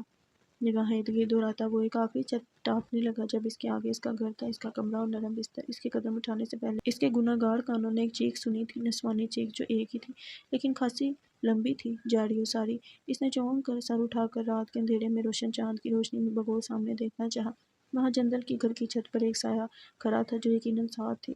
سیکنڈ کے 1000ویں حصے میں وہ کہانی سمجھ گیا تھا، لیکن مقابل ذرا کوڑ مغز تھا، مسلسل چیخ رہی تھی۔ اس نے دونوں ہاتھ اوپر اٹھائے، شاید وہ اس کا اشارہ سمجھ جائے۔ چپ ہو جاؤ، رحم کھا لے، لیکن مقابل اشاروں کی بات سمجھنے والوں میں سے نہیں تھی۔ اسے ایک آخری حل نظر آیا تھا۔ وہ تیزی سے چھت پر لانگتا فاصلہ کم کرنے لگا تھا۔ اپنے گھر کی چھت پر پہنچ کر اس نے ایک اور چھلانگ ساتھ کے پاس لگائی تھی۔ ساتھ تیزی سے سیڑھیوں کی طرف بھاگی تھی۔ سیڑھیوں میں چھت کے درمیان حائل دروازے کو بند کر کے وہ خاموش ہو گئی تھی۔ وہ کامیاب ٹھہرا تھا۔ ہاتھ جھاڑتے ہوئے وہ بند دروازے کو دیکھ کر گردن ترچھی کر کے ہنس دیا۔ ساتھ میں ہوں ذرا۔ دوسری جانب بند دروازے سے پوچھ لگائے لمبے لمبے سانس لیتی ساتھ کو جھٹکا لگا تو وہ حیرت سے سامنے دیکھے گی ذرا۔ اسے یقین نہیں آیا تھا۔ جی میں، آواز میں شرارت تھی۔ وہ دانت کچکچا کر رہ گئی۔ چہرہ غصے اور شرمندگی کے باعث لال پڑنے لگا تھا، گویا اس کے پٹھان ہونے کا ثبوت دے رہا ہو۔ اس نے دروازے سے ہٹ کر پلٹ کر دروازے کو دیکھا۔ گورکھر! وہ دانت کچکچاتے ہوئے گھبرائی تھی۔ ذرا نے بمشکل اپنی ہنسی ضبط کی تھی۔ تمہارے لیے کہ تمہاری بہن نے گھر کے دروازے بند کر دیے تھے جو چوروں کی طرح چھتیں پہ لانگ رہے تھے؟ تم نے پچھلی بار بھی یہی کیا تھا۔ گھر میں گھس آنے والے وہ ڈاکو میری جان لیتے یا نہ لیتے، تمہاری انٹری نے میری تقریباً جان نکال ہی دی تھی۔ وہ غصے میں تھی، بے حد غصے میں۔ ظاہر ہے اس کی اس حرکت نے اسے ڈرپوک اور بیوقوف ثابت کیا تھا۔ زرار کے سامنے اس کی تذلیل ہوئی تھی۔ یہ عزت کا معاملہ تھا۔ معذرت چاہتا ہوں سعد، گھر والوں سے ذرا انبن ہوئی ہے، تبھی یہ طریقہ استعمال میں لانا پڑا۔ بہت معذرت۔ سعد نے گہری سانس لی تھی۔ عجیب منظر تھا۔ زرار کھلی چھت پر کھڑی چاند کی روشنی میں مسکراتے ہوئے بند دروازے کو دیکھ رہا تھا۔ دروازے کے پاس سعد لال چہرہ لیے اپنی سانسیں بحال کر رہی تھی۔ خاموشی ہی خاموشی تھی، سکوت جسے توڑا تھا گھر کی بجتی گھنٹی نے۔ جائیں، آپ کی چیخ نے محلے والوں کو بھی جگا دیا ہے۔ برائے مہربانی میری موجودگی کا مطلب بتائیں گا؟ تم یہیں کھڑے رہنا۔ اگر گئے تو خرم کو بتا دوں گی کہ تم چھتوں کو ٹاپتے پھر رہے ہو۔ اسے دھمکی دیتی وہ نیچے چلی گئی۔ ذرا مسکراتے ہوئے چھت کے دائیں طرف کونے میں کھڑا تھا۔ وہ یہاں سے صحن کا منظر دیکھ رہا تھا۔ حریرہ اس کی خیریت دریافت کر رہا تھا۔ وہ اسے مطمئن کر رہی تھی۔ زرار کی طرف پوچھ تھی، لمبی سی چادر کو اپنے گرد اور رکھا تو اس نے جیسے ہی دیکھا کہ حریرہ نے جانے کے لیے قدم اٹھایا ہے تو وہ فوراً پلٹ گیا۔ سیڑھیوں کے دروازے کے پاس کھڑا وہ انتظار کرنے لگا۔ انتظار زیادہ لمبا نہیں تھا۔ اسے کچھ قدموں کی چاپ سنائی دی۔ پھر سعد کی جنرل رات کے اس وقت گھر آتا تھا تو اکثر بھوکا ہوتا تھا۔ تم نے کھانا کھایا ہے؟ نہیں، لیکن مجھے بھوک نہیں، آپ بس اجازت دیں، اب گھر جاؤں گا۔ اس نے تکلف کا مظاہرہ کیا تھا۔ حرم سے چھپ رہے ہو تو صبح ناشتہ بھی نہیں ملے گا، سوچ لو۔ اس کی مسکراہٹ گہری ہوئی تھی۔ دال میں کچھ کالا تھا، یا شاید پوری دال ہی کالی تھی۔ وہ سعد کو اچھے سے نہیں جانتا تھا، مگر جانتا تھا وہ اتنی مہربان نہیں تھی۔ میں کر لوں گا کچھ، آپ فکر نہ کریں۔ جنرل کو اس کی بہن کا آسرا تھا، مجھے نہیں ہے، اس لیے پریشان نہ ہوں، میں بھوکا نہیں رہوں گا۔ وہ ہنسنا چاہتا تھا، گردن گرا کر بہت سارا، لیکن سعد دال نہ گلتے دیکھ کر پریشان ہوئی تھی۔ میں جاؤں سعد؟ اس کی شرارت بڑی آواز پر وہ منہ بسور کر رہ گئی۔ فی امان اللہ۔ سعد کی طرف سے جواب نہ پا کر وہ اسے اللہ کے امان میں دیتا چھت کے کنارے کی طرف بڑھا۔ پھر ٹھہر کر ذرا سی گردن ترچھی کر کے بند دروازے کو دیکھا اور پھر سامنے دیکھتے ہوئے چھلانگ لگا دی۔ دروازہ کھولتی سعد نے دھم کی آواز پر دانت کچکچائے تھے۔ اس کا اچھا خاصا پلان تھا اسے کھانے کا کہہ کر یہاں بٹھانے کا اور پھر حرم کو بلا کر اسے پٹوانے کا، مگر وہ سمجھدار تھا، سمجھ گیا تھا۔ گورکھر! وہ بڑبڑائی تھی۔ تاریک اندھیر رات اور روشن صبح میں چند لمحوں کا فاصلہ رہ گیا تھا۔ ایک وہ دنیا جو اسپتال کے اس کمرے سے باہر تھی اور ایک یہ دنیا جو اس کمرے میں بستر پر لیٹے وجود سے تھی۔ میلوں کی مسافت پر ٹھہر گئی تھی۔ ساری رات کا جاگا وارڈ یوں ہی سراہنے کھڑا اس کا منتظر تھا۔ اس کی کھلتی آنکھوں کا، اس دنیا کا، اس زندگی کا جو اس کی آنکھوں میں بستی تھی۔ وہ اس کی اکلوتی بیٹی تھی، اس کی تمام حیات کا کل سرمایہ تھی، اس کی جان تھی، حیات تھی۔ اپنی حیات کو اس تکلیف میں دیکھنا اس کے لیے ازحد مشکل تھا۔ ایسا ہی کچھ حال ایزابیلا کی دائیں جانب کھڑی کانتا کا تھا۔ وہ آنکھیں مودے ایسے لیٹی تھی جیسے دنیا سے خفا ہو کر آنکھیں موند لی ہوں، شور کو اگنور کر دیں۔ کھپکی اتنی تھی کہ نہ رحم آتا نہ ترس۔ بائیں ہاتھ پر بنولا لگا ہوا تھا اور پھر ڈرپ مسلسل چلتی، ایک ایک قطرہ اس کے جسم میں انڈیلتی زندگی کا پیام لاتی۔ طویل انتظار کے بعد اس نے آنکھیں کھولی تھی۔ والڈ اور کانتا بیگ تیار اس پر چکے تھے۔ ڈاکٹرز کو بلایا گیا تھا، بس ایک پردہ ہٹا تھا اور اسپتال میں بھاگ دوڑ مچ گئی تھی۔ زندگی کی لہر دوڑ گئی تھی۔ جیسے دھیرے دھیرے آنکھیں کھول کر اس نے خاموش نگاہوں سے والڈ کو دیکھا۔ ڈرا دیا تھا آپ نے بیٹے۔ وہ اس کی پیشانی پر اپنے لب رکھ گیا تھا۔ کانتا نے اس کا ہاتھ تھام کر لبوں سے لگایا تھا اور وہ ابھی تک وہیں تھی، اسی گلی میں، اسی جائے قتل پر۔ اس نے کانتا سے اپنا ہاتھ چھڑوایا، پھر اٹھنے کی کوشش کی۔ والڈ نے آگے بڑھ کر اسے سہارا دیا۔ وہ بیڈ سے ٹیک لگا کر بیٹھی۔ ڈاکٹر اس کا چیک اپ کرنے کے لیے پہنچ گئے۔ کارروائی ہونے لگی۔ اس نے کسی سوال کا جواب نہیں دیا، بس خاموشی سے گود میں رکھے اپنے ہاتھوں کو دیکھنے کا مشغلہ جاری رہا۔ ایزا کیا ہوا ہے تمہیں؟ خدا کا واسطہ ہے کچھ بولو بچے۔ کانتا گر گر آئی تھی۔ وہ کیسے اسے بتاتی اس نے انسانیت کا قتل ہوتے دیکھا ہے۔ وہ انسانیت کو بچانا پائی وار جو اس کے ہوش میں آنے پر پرسکون ہوا تھا مزید پریشان ہو گیا تھا۔ بیٹے کچھ تو بولو، کوئی مسئلہ ہے؟ کل رات کیا ہوا تھا؟ کچھ دیکھا ہے آپ نے؟ منتیں، سوال، گزارشات، خاموشی، سکوت، مایوسی، ناامیدی اور واپسی، الٹتے قدموں کی چاپ، دروازہ بند ہونے کی آواز اور طویل انتظار۔ مائک، تم مجھے سن رہے ہو؟ کوئی جانی پہچانی آواز، دھندلا سا منظر، دھیرے دھیرے کھلتی آنکھیں، سوال سوال اور سوال۔ وہ آنکھیں کھول چکا تھا لیکن منظر اب بھی دھندلا تھا۔ آوازیں صاف تھی، دماغ دھیرے دھیرے کام کرنے لگا تھا۔ کل والا کام نہیں، سب نظر نہیں آ رہا۔ بولتے ہوئے اسے محسوس ہوا تھا اس کے جبڑے تقریباً ٹوٹ چکے ہیں یا ہل چکے ہیں۔ مارنے والا خاصا تجربہ رکھتا تھا۔ تم شاید اگلے 3 سے 4 دن سب دھندلا دھندلا ہی دیکھو۔ تمہاری بائیں آنکھ کافی متاثر ہوئی ہے، آواز مار کی تھی۔ طنزیہ لہجہ، خروس انسان، بدتمیز انسان، چھوٹا بھائی موت کے منہ سے واپس آیا ہے، مگر مجال ہے لہجے میں ذرا بھی کوئی محبت ہو۔ ایسے ہوتے ہیں بھائی۔ وہ اندر ہی اندر کلس کر رہ گیا۔ وہ کون تھا؟ اف، ٹانگ میں بھی درد تھا اور گردن کے پیچھے بھی اور کمر میں بھی، اور آنکھ تو ناکارہ ہوتے ہوتے بچی تھی اور جبڑے تو ویسے ہی ہل چکے تھے، دانت بھی 1-2 تو لازمی ٹوٹے ہی ہوں گے۔ مارنے والا خاصا تجربہ رکھتا تھا۔ آفٹر آل یہی سوال میرا ہے۔ سنجیدگی، غصہ، احساس تذلیل، میں نہیں چاہتا۔ مطلب سٹوون بار بارہ کے مہان بیٹے نے بھی سڑک ایک ایرے گہرے سے چپ چاپ مار کھا لی۔ تم واقعی مرد نہیں ہو مائک۔ وہ اسے گھوڑی سے نوازتا بیڈ سے اٹھ کھڑا ہوا تھا۔ آپ کو اسے تلاش کرنا چاہیے اور ایسا سبق سکھائیں کہ اس کی آئندہ 7 نسلیں یاد رکھیں۔ تم اپنی نسلوں کی فکر کرو، سنجیدگی سے کہا گیا۔ احساس تذلیل کے مارے اس کا چہرہ لال پڑا تھا، ہونٹ بیچ لیے گئے تھے۔ مارک اپنی بات کہہ کر جا چکا تھا اور وہ اس کا دل چاہتا زمین پھٹے اور وہ اپنے مجرم کو اس میں گار دے۔ بزدل تھا، خود زمین میں سما نہیں سکتا تھا، ڈرتا تھا، مجال نہیں تھی کہ مارک کے بارے میں ایسا سوچ بھی سکے۔ وہ فجر کی نماز کے بعد اپنے لیے چائے بنانے کچن میں آئی تھی۔ مکمل نیلے رنگ کی بڑی سی چادر میں چھپی وہ دودھ چولہے پر رکھ رہی تھی جب اچانک کوئی اس کے گلے سے لگا تھا۔ وہ ڈر کر آنکھیں پھاڑے اسے دیکھنے لگی۔ وہ سعد تھی۔ اس کا یہ انداز ہرم کے لیے کافی حیران کن تھا۔ سعد، تم ٹھیک ہو؟ وہ پریشانی سے اسے خود سے جدا کرتی اسے دیکھنے لگی۔ وہ رو رہی تھی، گال بھیگے ہوئے تھے، آنسو کمزور بار توڑ چکے تھے جسے گزشتہ رات پار کرنے کی کوشش ناکام گئی تھی۔ سعد، کیا ہوا ہے؟ وہ اس کے ہاتھ تھامتی پریشانی سے پوچھ رہی تھی۔ اس کے رونے میں مزید اضافہ ہوتے دیکھ کر اس نے آگے بڑھ کر اسے گلے سے لگایا تھا۔ سعد، تم مجھے ڈرا رہی ہو، خدا کا واسطہ ہے کچھ بتاؤ، کیا ہوا ہے؟ وہ اس کا سر سے ہلاتی اس کی منتیں کر رہی تھی۔ میں ڈر گئی تھی ہرم، میں ڈرتی ہوں موت سے اور جدائی سے۔ میں مرنا نہیں چاہتی ہرم، میں مرنا نہیں چاہتی۔ نفی میں سر ہلاتے ہوئے سسکیوں کے ساتھ رو رہی تھی۔ آنسو گرم سیال کی طرح گالوں پر بہہ رہے تھے۔ گال، ناک اور آنکھیں لال لال ہونے لگی تھیں۔ ہرم نے اس کا چہرہ اپنے ہاتھوں میں لیا تھا۔ ایسی باتیں مت سوچا کرو پاگل لڑکی، تمہاری عمر بہت لمبی ہوگی، محبت کرنے والے مرتے نہیں ہیں۔ سعد خاموشی سے اسے دیکھے گئی۔ رونا وہ بھول چکی تھی، ذہن ان الفاظ پر ہی اٹک گیا تھا۔ کاش وہ ہرم کو بتا سکتی کہ محبت کرنے والے ہی تو مر جاتے ہیں۔ محبت جرم ہے اور موت سزا ہے، معافی تو وجود ہی نہیں رکھتی۔ کوئی خواب دیکھا ہے تم نے رات کو؟ وہ اس کے سوال پر سر اس بات میں ہی لاگی۔ خواب کو خواب سمجھ کر بھول جا۔ خواب تو اس نے جاگتی آنکھوں سے بھی دیکھے تھے۔ وہ خواب جو خواب سمجھ کر خواب دکھانے والا بھول چکا تھا۔ اف، پاگل ہو تم، اتنا روتا ہے کوئی؟ بیٹھو ادھر، میں چائے بناتی ہوں، پھر مل کر پیتے ہیں۔ موڈ ٹھیک کرو اپنا۔ وہ اسے کھینچ کر کرسی پر بٹھاتی تاکید کر رہی تھی۔ سعد اب بھی خاموش رہی تھی۔ کرسی پر بیٹھتے ہوئے اس کی نگاہ کچن کے دروازے کے پاس نظر آتے اس سائے پر پڑی تھی۔ یہ سایہ، وہ سایہ، زرار وہ باتیں سن چکا تھا۔ ایک بار پھر احساس تذلیل، ایک بار پھر وہ اس کے سامنے ڈرپوک و بیوقوف ثابت ہوئی تھی۔ وہ دانت کچکچاتے ہوئے کھڑی ہوئی اور وہ سایہ تیزی سے غائب ہو گیا۔ سعد نے ہرم کا بازو پکڑا اور تیزی سے اسے باہر لائی۔ کہاں؟ چلو میرے ساتھ، وہ غصے سے کہتی ہرم کے ہمراہ سیڑھیاں چڑھ کر اوپر آئی۔ زرار کے کمرے کے پاس رک کر اس نے ہاتھ سے کمرے کی طرف اشارہ کیا۔ ہرم کم فہمی سے اسے دیکھتی آگے بڑھی اور دروازہ کھولا اور پھر اس کی نظر کھڑکی کے پاس کھڑے زرار پہ پڑی جو دروازہ کھولنے کی آواز پہ بس چھلانگ لگانے ہی والا تھا۔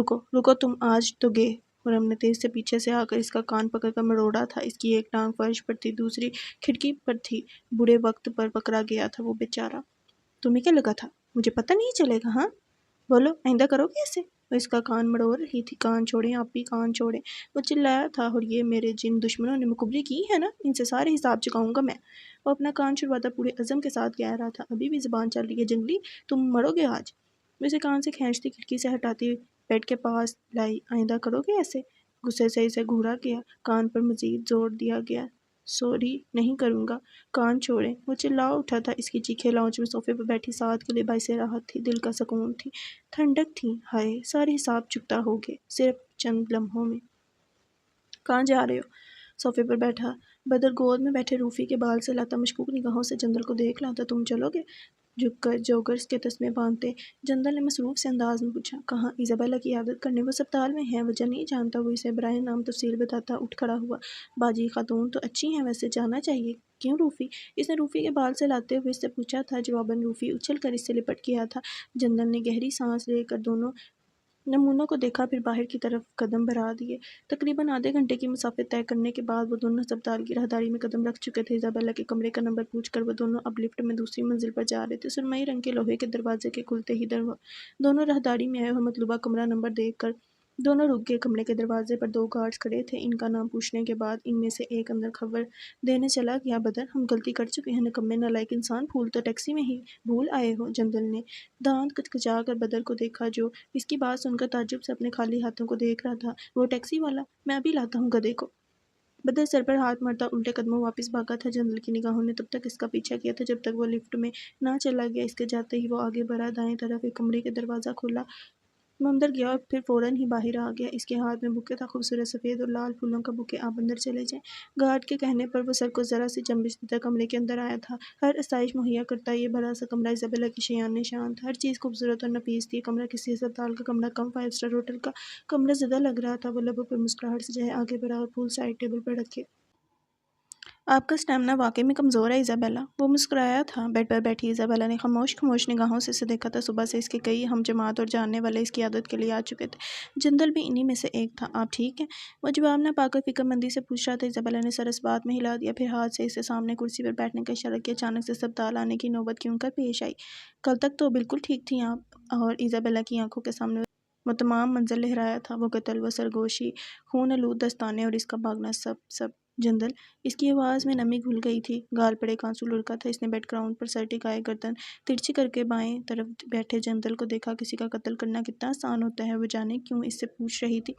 صبح سے خاموشی کا اوڑھا لبادہ اتار پھینکا تھا، تھکن کی آخری منزل تھی۔ قتل آسان نہیں ہوتے، قتل میں جان صرف مقتول کی جاتی، لیکن نقصان قاتل کا ہوتا ہے۔ ایک جان سے جاتا ہے، دوسرا روح سے جاتا ہے، مرنے والا مر جاتا ہے ایزابیلا، جینے والا ہر لمحہ مرتا ہے۔ قتل سہل نہیں ہوتے۔ وہ اسے دیکھتے ہوئے کہہ رہا تھا، وہ آنکھیں میچ کر، ہونٹ بھینچ کر اپنی سسکیوں کو روکنے کی کوشش میں تھی۔ جندل نے بغور اس کے دھلے ہوئے چہرے کو دیکھا تھا۔ اس کے چہرے پر دائیں گال کے دائیں طرف ذرا نیچے ایک نشان تھا، ایک تیز دھار خنجر کی چوٹ یا سخت رگڑ۔ وہ نشان کچھ جانا پہچانا تھا، اور تب اس نے جانا تھا کہ ماضی کے نشان صرف وہ ہی نہیں چھپاتا تھا۔ ایزابیلا بھی پردہ رکھتی تھی، جانے کیسے لگا تھا اسے یہ نشان۔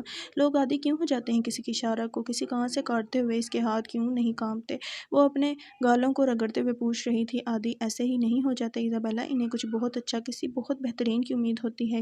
ایک قتل، ایک جان، بدلے میں 100 جانیں۔ غلام، قتل انسان خود نہیں کرتا، انسانی مقاصد اور انسانی خواہشات ہی قابیل کو حابیل کا قاتل بناتے ہیں۔ مقاصد اور خواہشات، زندگی اور موت، آغاز اور انجام کیا سمجھے؟ وہ اختتام میں مسکراتے ہوئے پوچھ رہا تھا۔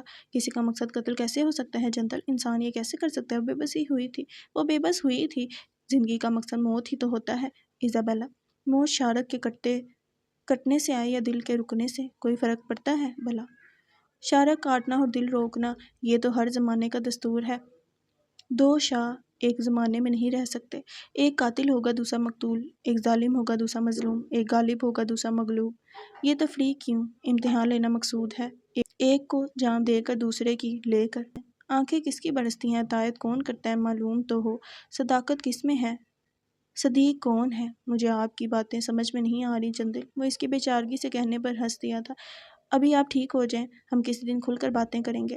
وہ اٹھ کھڑا ہوا، ایک الوداعی نگاہ اس پر ڈال کر وہ جانے کے لیے مڑا تھا کہ اسے کچھ یاد آیا تھا۔ اس نے سیاہ جیکٹ کی جیب میں ہاتھ ڈال کر وہاں سے ایک چاکلیٹ برآمد کیا۔ آپ سیب کھا کر تنگ آ گئی ہوں گی۔ اس نے چاکلیٹ سائڈ ٹیبل پر رکھ دیا۔ ایزابیلا مسکرا دی۔ جندل نے رک کر اسے دیکھا۔ اس کی آنکھیں اب بھی نم تھیں، چہرے کا رنگ پھیکا پڑ رہا تھا، اور مسکراہٹ میں وہ توانائی نہ تھی۔ وہ اسے سلام کرتا باہر نکلا۔ ایزابیلا دیر تک بند دروازے کو تکتی رہی، جیکٹ کی جیبوں میں ہاتھ ڈالے سر جھکائے راہداری میں چلتا۔ جندل آنکھوں کے آئینے میں کسی کی ابھرتی تصویر کو بار بار جھٹک رہا تھا، دل بار بار گواہی دے رہا تھا، ایزابیلا نہیں، ایزابیلا وہ نہیں ہے، نہیں ہے، نہیں ہے۔ شک تھا، شک کی آخری منزل، انکار کی آخری حد، اقرار۔ اس نے آدھے گھنٹے کی محنت کے بالآخر ٹیکسی والے کو پکڑ ہی لیا تھا۔ اسے ٹھیک ٹھاک سنا کر اس کے ساتھ جھگڑا کر کے جب وہ مزید آدھے گھنٹے کی مسافت طے کر کے ہسپتال پہنچا اور جب بیلا باجی نے اسے بتایا کہ سائڈ ٹیبل پر رکھے یہ پھول جندل دے کر گیا ہے تو اس کا دل کیا تھا کہ وہ لالے کا سر پھاڑ دیتا ورنہ دانت تو توڑ ہی دیتا۔ ٹھیک ہے، تنہا ملنا تھا تو ساتھ لے جانے کی آفر ہی کیوں کی، اور اگر آفر کی ہی تھی تو سڑکوں پر 1 گھنٹہ خوار کیوں کروائے، ذلیل انسان۔ ظلم ہوا ہے میرے ساتھ بیلا باجی، وہ معصومیت سے کہتا سائڈ ٹیبل پر رکھی پلیٹ میں پڑے سیبوں میں سے ایک سیب اٹھا رہا تھا جو غالباً کانتا ایزابیلا کے لیے رکھ کر گئی تھی، لیکن اس کا بھی تو قصور نہیں تھا، نہ توانائی تو اس کی بھی ضائع ہوئی تھی۔ بھائی کا ساتھ دینا چاہیے آپ کو، چل کر اس کے دانت توڑ کر آتے ہیں۔ عربی والا گالی۔ اس نے سر جھٹکتے ہوئے سیب میں اپنے دانت گاڑے تھے۔ سیب وہ واحد چیز ہے جس پر انسان اپنا غصہ بہترین طریقے سے نکال سکتا ہے، جتنا زیادہ غصہ اتنی طاقت سے دانت گاڑ دو۔ مہذب لوگ بہنوں کے سامنے گالیاں نہیں دیتے بدر۔ اس کی بیلا باجی بند مٹھی پر ٹھوڑی ٹکائے مسکراتے ہوئے اسے دیکھ رہی تھی۔ گالی نہیں ہے، عربی میں گالی بوڑھے کو کہتے ہیں۔ ایک بار پھر سیب میں دانت گاڑے گے، زور سے جان لگا کر۔ سمجھدار ہو۔ آواز مردانہ تھی۔ ایزابیلا نے سر اٹھا کر بدر کے پیچھے کھڑے والڈ کو دیکھا، اور بدر وہ اس آواز کو جمگافیر میں بھی پہچان سکتا تھا۔ والڈ وہ اس کی شخصیت کا فین تھا، وہ اس کے ہر انداز میں ڈھلنا چاہتا تھا۔ وہ قالب جس میں والڈ نے خود کو سمیٹا تھا، وہ وہی قالب چاہتا تھا۔ اس کا چلنا، اٹھنا، بیٹھنا، بولنا، مسکرانا، ہنسنا، غصہ کرنا، وہ اس کی ہر عادت، ہر انداز پر غور کرتا تھا، اسے اپنانے کی کوشش کرتا تھا۔ والڈ سے کبھی براہ راست یوں ہی سڑک پر جب کئی گاڑیاں قطار میں جاتی، گاڑیاں سیاہ رنگ کی ہوتی، لوگ انہیں جگہ دینے لگتے تو وہ سمجھ جاتا تھا آنے والا والڈ تھا۔ کوئی میٹنگ، کوئی ملاقات جب ٹی وی پر آتی وہ تب اسے دیکھا کرتا تھا، اور اکثر وہ ورلڈ کلاس کمپنی کے باہر اس کے انتظار میں کھڑا ہوتا تھا۔ کبھی نہ کبھی والڈ باہر آئے گا اور وہ ایک جھلک تو دیکھ ہی لے گا۔ بدر نے اپنا بچپن اس ملک میں گزارا تھا، اس شہر میں گزارا تھا۔ والڈ اس کے لیے ہیرو تھا، ایک آئیڈیل بچپن کا ہیرو، جوانی کا آئیڈیل۔ لیکن اس سب کے باوجود، اس کی ان تمام سوچوں سے انجان، والڈ کے لیے وہ ایک معمولی اخبار والا تھا۔ ایک اخبار والا ان کی بیٹی کے سامنے مزے سے بیٹھا سیب کھا رہا تھا، دلچسپ۔ وہ سیب سائڈ پر رکھتا اٹھ کھڑا ہوا اور لب کاٹتے ہوئے پیچھے مڑا۔ Good morning sir. غالباً والڈ کو دیکھ کر سرخی میں چھپتی اس کی شام نیلگوں آسمان پر صبح کی مانند ہو گئی تھی۔ ایزابیلا نے اس کی بوکھلاہٹ پر بمشکل اپنی ہنسی ضبط کی تھی۔ گئے شور کو اگنور کر دیں۔ آپ کی تعریف جناب۔ وہ پینٹ کی پاکٹ میں ہاتھ ڈالے ذرا سا مسکراتے ہوئے اس سے پوچھ رہا تھا۔ وہ مزید تذبذب کا شکار ہو رہا تھا۔ میرا نام بدر ہے اور یہ میرا خرگوش ہے۔ بدر کے ریس سے اس کا نام روفی ہے۔ لعنت، اس کا دل کیا تھا خود کو ایک دو چپیڑیں تو جڑ ہی دے۔ ایزابیلا نے اپنے منہ پر ہاتھ رکھ کر بے قابو ہوتی اس ہنسی پر قابو پایا تھا، اور والڈ وہ ذرا سا ہنس دیا تھا۔ بدر، کیا کرتے ہو؟ اخبار بھیجتا ہوں سر۔ معصومیت سے آنکھیں پٹپٹائیں۔ اچھے خاصے گھرانے کے لگ رہے ہو اور پڑھے لکھے بھی، اپنی جوانی اس معمولی سے کام میں کیوں ضائع کر رہے ہو؟ آئی فون کے لیے سر۔ زبان پھسل گئی تھی کمبخت۔ یہ نئی نسل کے نرالے شوق۔ والڈ نے گہری سانس لی تھی۔ لوگ تو آئی فون کے لیے گدے بیچ دیتے ہیں، میں تو پھر بھی اخبار بھیجتا ہوں سر۔ خواہشات کے پیچھے مت بھاگو لڑکے۔ والڈ نے اپنا چمکتا آئی فون اس کی طرف بڑھایا تھا۔ صدقہ نہیں لیتا سر۔ گھر جا کر وہ اس لمبی ہوتی زبان کو کاٹے گا، ضرور کاٹے گا۔ روفی کا اثر تھا، جنگلی روفی۔ تمہیں کیسے پتا میں اپنی بیٹی کا صدقہ دے رہا ہوں؟ زبان اس بار والڈ کی بھی پھسل گئی تھی۔ ایزابیلا کا جاندار قہقہ بلند ہوا تھا۔ بدر کے چہرے کی رنگت پھک گئی تھی۔ والڈ نے ہونٹ دانتوں میں دباتے ہوئے خجلت سے اپنا دایاں کان کھجایا تھا۔ اس معصوم چہرے کو دیکھ کر سب صدقہ ہی دیتے ہیں، تحفہ نہیں سر۔ بیچارہ بدر، معصوم بدر۔ نوکری کیوں نہیں کرتے کہیں اچھی جگہ پر؟ انگلش میں BS کر رہا ہوں، صبح کے وقت یونیورسٹی جاتا ہوں۔ اس سے پہلے اخبار بیچنے کا کام مناسب ہے۔ یونیورسٹی کے بعد پارٹ ٹائم جاب پر کوئی رکھتا نہیں، تجربہ چاہیے انہیں۔ حالانکہ میں خاصا تجربہ کار ہوں سر۔ میں نے نہ صرف اخبار بیچی ہے، میں نے دودھ بھی بیچا ہے، اور جب بچپن میں یہاں آیا تھا تو لوگوں کی گاڑیاں صاف کرتا تھا۔ مجھے پلمبرنگ کا کام بھی آتا ہے اور بجلی کا بھی۔ میں بچوں کو ٹیوشن بھی پڑھاتا ہوں، اور میں چوکی دار بھی بن سکتا ہوں۔ وہ سنجیدہ تھا، بالکل سنجیدہ۔ والڈ نے دائیں آئی برو اٹھائے اسے دیکھا۔ صرف ایک آئی فون کے لیے؟ پہلے احتیاج تھی، اب ہاں آئی فون کے لیے سر۔ وہ دھیما سا مسکرایا تھا۔ ایزابیلا نے بغور اسے دیکھا تھا۔ بہت معصوم تھا، بہت زیادہ۔ جانے کس مجبوری نے اسے 10 سال کی عمر میں ایک اجنبی ملک میں تنہا لا کر کھڑا کیا تھا؟ جانے بدر کی کہانی کیا تھی، اس کا ماضی۔ ایزابیلا بیٹے، آپ جمعرات کو بدر کو آفس لے آئیں گا، مجھے ایسے محنتی لوگوں کی اشد ضرورت ہے۔ جی بابا، اس نے کھوئے کھوئے انداز میں کہا تھا۔ میں اخبار بیچنا نہیں چھوڑوں گا سر، نہ ہی ٹیوشن۔ آپ مجھے شام میں 3 گھنٹے کا کوئی بھی کام دے سکتے ہیں۔ والڈ نے تعجب سے اسے دیکھا تھا۔ آئی فون؟ یس سر۔ میں یہاں بیٹھ سکتا ہوں؟ وہ لائبریری میں بیٹھا کسی کتاب کے مطالعے میں غرق تھا جب کسی نے اسے اپنی طرف متوجہ کیا۔ اس نے آنے والے کو دیکھا۔ سرمئی رنگ کے ٹراؤزر پر سفید رنگ کا اپر پہنے کرسی کھینچ کر بیٹھتا وہ لڑکا خیام تھا جس نے اجازت لینے کے بعد جواب کا انتظار کرنا ضروری نہیں سمجھا تھا۔ آج سوموار کے دن انہیں یہاں پر تیسرے آدمی سے ملنا تھا۔ کتاب ملی تمہیں؟ وہ جندل کے سامنے میز پر رکھے کتابوں کے انبار میں سے ایک کتاب ہاتھ میں لیتے ہوئے پوچھ رہا تھا۔ نہیں، شاید آنے والی ہو۔ اس نے سرسری سی ایک نظر خیام پر ڈالی، پھر کتاب پر جھک گیا۔ خیام نے نگاہ اٹھا کر اس کے عقب میں دیکھا۔ بینکوں کی ہموار سڑکوں پر سایہ فگن آسمان جہاں غروب ہوتا سورج اپنی سرخ رنگ میں ڈوبی رعنائیاں دکھا رہا تھا۔ شفق کے وہ جلوے دیکھنے والی آنکھ کو یک قلم ٹھہرنے پر مجبور کر رہا تھا۔ لائبریری کا سکوت، کتابیں اور وہ منظر دھڑکنوں میں انتشار پیدا ہونا تو لازم و ملزم تھا۔ زئی کئی دنوں سے اندر نظر نہیں آیا، جانے کیوں کسی محبوبہ کی طرح روٹھ بیٹھا ہے۔ لاکھ سمجھانے پر سمجھتا نہیں ہے کہ عشق تو سمندر ہے، مگر محبت تو یوسف زئی ہی ہے نا۔ وہ ہے کہ سمجھتا نہیں، دل ہے کہ مانتا نہیں۔ ہر دور میں عشق والے کڑے امتحان سے گزرتے ہیں۔ عشق بھی لازم ہے، محبت کی ناراضگی بھی منظور نہیں۔ حل بتاؤ۔ دماغ کافی الجھن کا شکار ہے۔ جندل نے ہاتھ میں پکڑی کتاب بند کر کے میز پر رکھی۔ خیام نے نگاہوں کا رخ اس کی طرف کیا۔ کوئی مان سکتا تھا وہ اتنے دکھ سے اپنے عقاب کی بات کر رہا تھا جس کا نام اس نے زئی رکھا ہوا تھا۔ انسان کو اتنا سخت دل تو ہونا ہی چاہیے کہ محبت ہو یا عشق جب ملنے کے آثار نہ ہو تو خاموشی اختیار کر سکے۔ خیام نے سنجیدگی سے جواب دیا تھا، زئی اور سمندر کے لیے کبھی سخت نہیں ہو پایا میں۔ وہ جان ہے اور جان ہے تو جہان ہے۔ اس نے کندھے اچکا دیے۔ پریشانی کوئی بات نہیں، اب نہ جان ہوگی نہ جہاں۔ آواز نہ جندل کی تھی نہ خیام کی، عجیب پھنسی پھنسی سی آواز تھی، جندل کے کب سے آئی تھی۔ اس نے مڑ کر دیکھنا چاہا تھا مگر پستول کی نال اپنی گردن پہ محسوس ہوئی تھی۔ اس نے سامنے دیکھا تو خیام بھی کسی ایسے ہی صورتحال سے دوچار تھا۔ اتنی جلدی قیاس! وہ دونوں ذرا سے مسکرائے تھے اور اگلے ہی لمحے دونوں نے برق رفتاری سے پستول کی نال اپنی گردن سے ہٹا کر حملہ آوروں کے بازو مروڑے تھے۔ وہ دو لوگ تھے مکمل سیاہ لباس میں ملبوس۔ جندل نے پیچھے ہٹ کر خود کو وار سے بچایا تھا اور اگلے ہی لمحے زوردار لات سامنے والے کے پیٹ میں ماری تھی اور وہ پھر گھونسے، پھر ہاتھ کی کوئی ہڈی ٹوٹنے کی آواز آئی اور اس کے ساتھ ہی خیام نے اپنے مقابل کی گردن کو جھٹکا دیا تھا۔ چٹک کی آواز آئی اور اس کی گردن لڑک گئی۔ اس نے جندل کو دیکھا جو اب دونوں بازو اس حملے آور کے گرد باندھے اس کا گلا دبا رہا تھا۔ حملہ آور اپنا پورا زور لگا رہا تھا۔ 1 منٹ 2 منٹ اور بس وہ بے جان ہو گیا۔ جندل نے اسے چھوڑ دیا، وہ فرش پر جا گرا۔ کیمرہ! وہ دونوں تیزی سے پلٹے تھے۔ سامنے دیوار پر ایک کیمرہ نصب تھا۔ خیام تیزی سے اس کی طرف بڑھا۔ وہ اسے توڑنے ہی لگا تھا کہ پھر رک گیا۔ بھگوڑ اسے دیکھا، پھر گہری سانس لی۔ بند ہے۔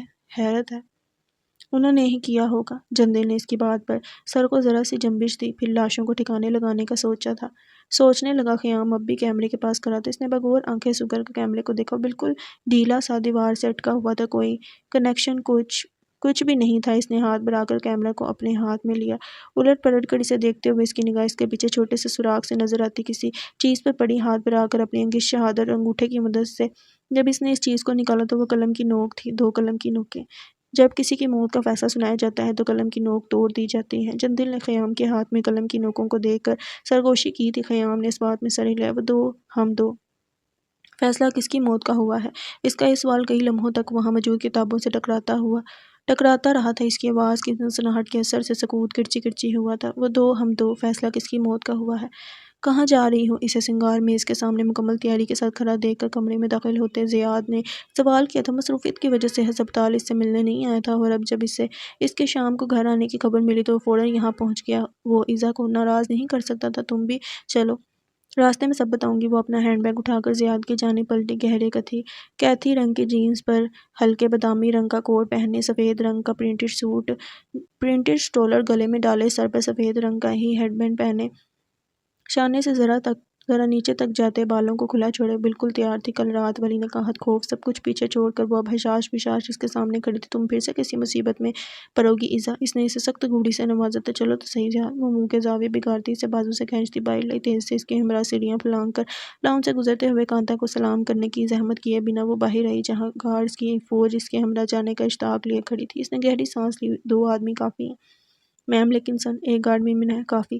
اس نے اپنی بات پر زور دیا اور گاڑی کی طرف بڑھ گئی۔ کچھ دیر بعد والڈ ہاؤس کا دروازہ کھلا اور ایزابیلا کی سفید رنگ کی گاڑی اور اس کے ساتھ گارڈز کی سیاہ رنگ کی گاڑی تیزی سے سڑکوں پر دوڑنے لگی۔ زندگی کی رفتار کا مقابلہ کرتی وہ گاڑیاں والڈ ہاؤس کو پیچھے چھوڑتیں۔ جب ایک گلی کے پاس رکی تو معلوم ہوا کہ وہ اسی مقام پر آئی تھی جہاں کل رات قتل ہوا تھا۔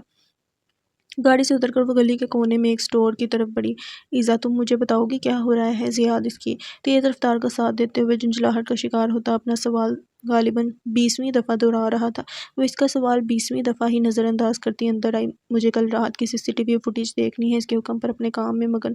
دکاندار نے چونک کر سر اٹھایا۔ وہ کچھ کہنے لگا تھا لیکن اس کے پیچھے اسلحے سے لیس گارڈز کو کھڑا دیکھ کر خاموش ہو گیا۔ اگلے ہی لمحے وہ CCTV فوٹیج دیکھ رہی تھی۔ یہ دیکھو، وہ آدمی یہاں سے گزرا، یہ سیاہ لباس میں ملبوس۔ اس نے اندھیرے میں اس گلی سے گزرتے ایک سائے کی طرف اشارہ کیا۔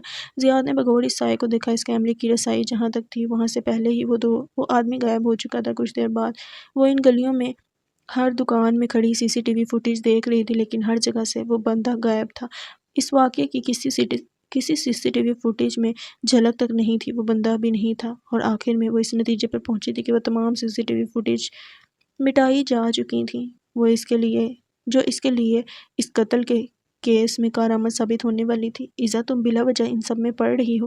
عین ممکن ہے کہ وہ جو کوئی بھی تھا اس نے تمہاری پچھلی سرگرمیوں کے متعلق تمہیں محض ڈرانے کے لیے ایک ڈرامہ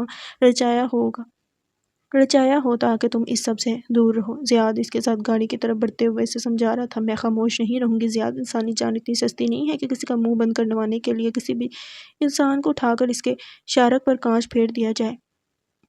زیاد اس نے یہ کام بہت صفائی سے کیا تھا۔ ایک لمحے میں اس کی شارک کاٹی تھی، خون کے وہ چھینٹے میرے ہاتھوں اور چہرے کو داغدار کر گئے تھے۔ میں نے موت کو دیکھا تھا زیاد، موت کو۔ آج کوئی اور تھا، عین ممکن ہے کل میں اس کی جگہ پر ہوں گی۔ میں خاموش نہیں رہوں گی، ابھی انسانیت باقی ہے۔ لیکن ایزا میم، یہ آپ کے لیے آیا ہے۔ زیاد کی بات مکمل ہونے سے پہلے گارڈ پھولوں کا ایک گلدستہ تھامے اس کے پاس آیا۔ ایزابیلا کے ماتھے پر بل نمودار ہوئے، اس نے ہاتھ بڑھا کر پھول گارڈ کے ہاتھ سے لیے۔ وہ خوبصورت سے سفید رنگ کے پھول تھے اور ان پھولوں کے درمیان ایک کارڈ رکھا تھا۔ اس نے انگشت شہادت انگوٹھے کے درمیان اس کارڈ کو اٹھایا۔ آپ خاموش نہیں رہیں گی تو خاموش کروا دی جائیں گے پیاری ایزابیلا۔ اس کے ہاتھ کانپ گئے تھے۔ زیاد نے کارڈ اس کے ہاتھ سے لیا۔ ایزابیلا کی نظر پھولوں کے درمیان اس چھوٹی سی قلم کی نوک پر ٹکی۔ جب کسی کی موت کا فیصلہ سنایا جاتا ہے تو قلم کی نوک توڑ دی جاتی ہے۔ مجھے لگتا ہے تم اپنے لیے پیچھے ہٹنے کی تمام راہیں بند کر چکی ہو ایزا، زیاد نے دکھ سے کہا تھا۔ مجھے لگتا ہے میرے لیے منزل کی طرف جانے والے تمام دروازے بند کر دیے گئے ہیں زیاد، اس نے کھوئے سے انداز میں کہا تھا۔ پھول اس کے ہاتھ سے گر پڑے تھے اور پھر سڑک کے درمیان وہ بھاری بھرکم گاڑیوں کے پہیوں کے نیچے بری طرح کچلے گئے تھے۔ نرم و تر و تازہ پھول، ان کے لیے زندگی کے تمام دروازے بند کیے جا چکے تھے۔ اندلس، اسپین، یہ خوبصورت ملک آج بھی اپنی تمام رعنائیوں کو خود میں سمیٹے مغرب کے ایک گوشے میں جلوہ افروز تھا۔ قدیم اندلس، قدیم ہسپانیہ، جدید اسپین۔ مگر قدیم زمانے میں جینے والوں اور طریق کے طالب علموں کے لیے یہ آج بھی اندلس ہی تھا، تو ہم اسے اندلس ہی کہیں گے۔ تاریخ میں یہ ملک خاصی اہمیت کا حامل ہے۔ مشرق میں گبر صغیر گولڈن اسپیرو سونے کی چڑیا کہلانے کا حق رکھتا تھا، تو مغرب میں اندلس نے اپنے آپ کو گولڈن پیراڈائز سنہری جنت کہلوایا تھا۔ گرناطہ کے اس خوبصورت شہر کے چاروں اطراف پہاڑوں کی چوٹیاں برف سے ڈھکی ہوئی تھیں۔ گرناطہ کا تمام تر حسن اپنی چار دیواری میں قید کیے الحمرا مضبوطی سے اپنی جگہ جم کر کھڑا تھا۔ سیاحت کے شوقین افراد قطاروں کی صورت میں الحمرا کی طرف رواں دواں تھے۔ الحمرا گرناطہ کا دل تھا، گرناطہ دلوں کا کل سرمایہ تھا۔ کیسے ممکن تھا سیاح اسے دیکھے بنا اندلس کے حسن کو خود اپنی آنکھوں سے دیکھ کر عین الیقین کا دعویٰ کرتے؟ اور الحمرا، وہ ہمیشہ کی طرح آنے والوں کو کھلے دل سے خوش آمدید کہتا تھا اور جانے والوں کی اشک بہا آنکھوں کو دوبارہ آنے کا پیام دے کر ان کے اشکوں کو آنکھوں کے پیالے سے گرنے نہ دیتا۔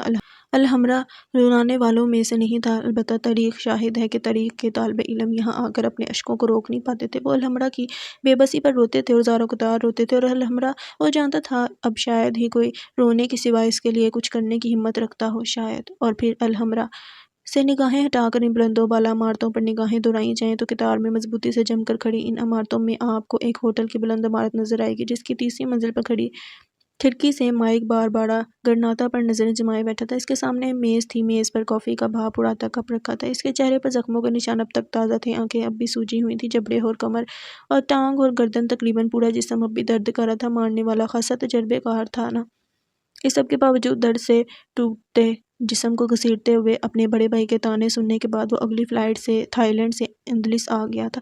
اس نے سٹروون کے انگلینڈ سے آنے کا انتظار بھی نہیں کیا تھا، بس مارک کی نظروں سے دور جانا چاہتا تھا، ورنہ کوئی بید نہیں تھی کہ وہ اپنی حرکتوں کی وجہ سے اپنے ہی سگے بھائی کو اپنا قاتل بنا بیٹھتا۔ یقیناً اس میں قصور اس کا ہی ہوتا، مارک کو قصوربار ٹھہرا کر وہ جہنم میں تو جانا نہیں چاہتا تھا۔ اس نے گہری سانس لی اور سر کو ذرا جھٹکا دیا تو گردن میں اٹھتے شدید درد کے باعث اس نے بمشکل اپنی چیخ روکی تھی۔ دانت کھچکھچانے کی کوشش کی تو جبڑوں میں اٹھتے درد نے اسے اوور ایکٹنگ کرنے سے باز رکھا۔ اس نے دل ہی دل میں اس تجربے کار کو لعنت بھیجی جس کا یقیناً وہ مستحق نہیں تھا۔ پھر کافی کا کپ اٹھا کر لبوں سے لگایا۔ کافی گرم تھی، بہت زیادہ گرم، اس کا منہ جل گیا تھا۔ اس نے جلدی سے کپ لبوں سے ہٹا کر میز پر پٹکا تو کافی اس کی شرٹ پر جھلک گئی۔ اس نے کافی کے کپ کو سخت گھوڑی سے نوازا تو جواباً کپ نے اسے منہ چڑھایا، جیسے کہہ رہا ہو اور کرو اوور ایکٹنگ۔ میں کم ان سر؟ آنے والا اس کے ہٹلر بھائی کا جاسوس تھا جو بنا دروازہ کھٹکھٹائے کمرے کے اندر آ کر ڈھیل بن کر دند نکالتا اسے پوچھ رہا تھا، کیا مصیبت ہے؟ اف! وہ یہ 3 الفاظ بول کر شدید درد سے دوچار ہوا تھا۔ وہ ڈھیٹ جاسوس آ گیا اور ایک لفافہ اس کے سامنے میز پر رکھا۔ یہ آپ کے لیے آیا ہے۔ مائک نے منہ کے زاویے بگاڑتے ہوئے لفافہ کھولا تو اس میں سے ایک تصویر برآمد ہوئی۔ وہ ایک لڑکی تھی جو الحمرا کے اونچے مینار پر کھڑی تھی۔ ہلکے گلابی اور سفید رنگ کے امتزاج کا گاؤن پہن رکھا تھا اور چہرے کے گرد سفید رنگ کا حجاب باندھا ہوا تھا۔ اس کے چہرے سے خوشی جھلک رہی تھی، ٹھنڈ کی وجہ سے گال لال ہو رہے تھے، مسکرانے کی وجہ سے آنکھوں کے کنارے پر ہلکی سی سلوٹیں سی پڑ رہی تھیں۔ وہ یکٹک اس تصویر کو دیکھے کہ اگرناتا کا سارا حسن جیسے الحمرا کے اس مینار پر سمٹ کر آ گیا تھا۔ وہ جاسوس اس کی محویت کو دیکھ کر کھنکھاڑا تھا۔ وہ ہوش میں آیا، پھر لفافہ دیکھا تو وہاں سے ایک ٹوٹا قلم برآمد ہوا اور ساتھ ہی اس قلم کی ٹوٹی نوک۔ اس لڑکی کا نام؟ اس نے گہری سانس لے کر پوچھا۔ سعد یوسف زئی، 2 سال پہلے اندلس آئی تھی۔ اس کے بعد کہاں گئی، کہاں رہتی ہے، تعلق کہاں سے ہے، کچھ خبر نہیں۔ مائک نے سر کو ذرا سی جنبش دی، پھر اس جاسوس کو جانے کا اشارہ کیا۔ مارک سر کو بتاؤں؟ خدا کی قسم اگر تم نے بھائی کو اس کے بارے میں بتایا تو میں گرناتا کے چوک پر تمہیں سولی پر لٹکا دوں گا، وہ چلایا تھا اور وہ جاسوس سٹپٹا کر بیڈ کی طرف بھاگا تھا۔ مائک نے گہری سانس لے کر نگاہ قلم کی ٹوٹی نوک پر ڈالی۔ جب کسی کی موت کا فیصلہ سنایا جاتا ہے تو قلم کی نوک توڑ دی جاتی ہے۔ اس نے نگاہوں کا رخ اس تصویر کی طرف کیا۔ اس لڑکی کا نام سعد یوسف زئی۔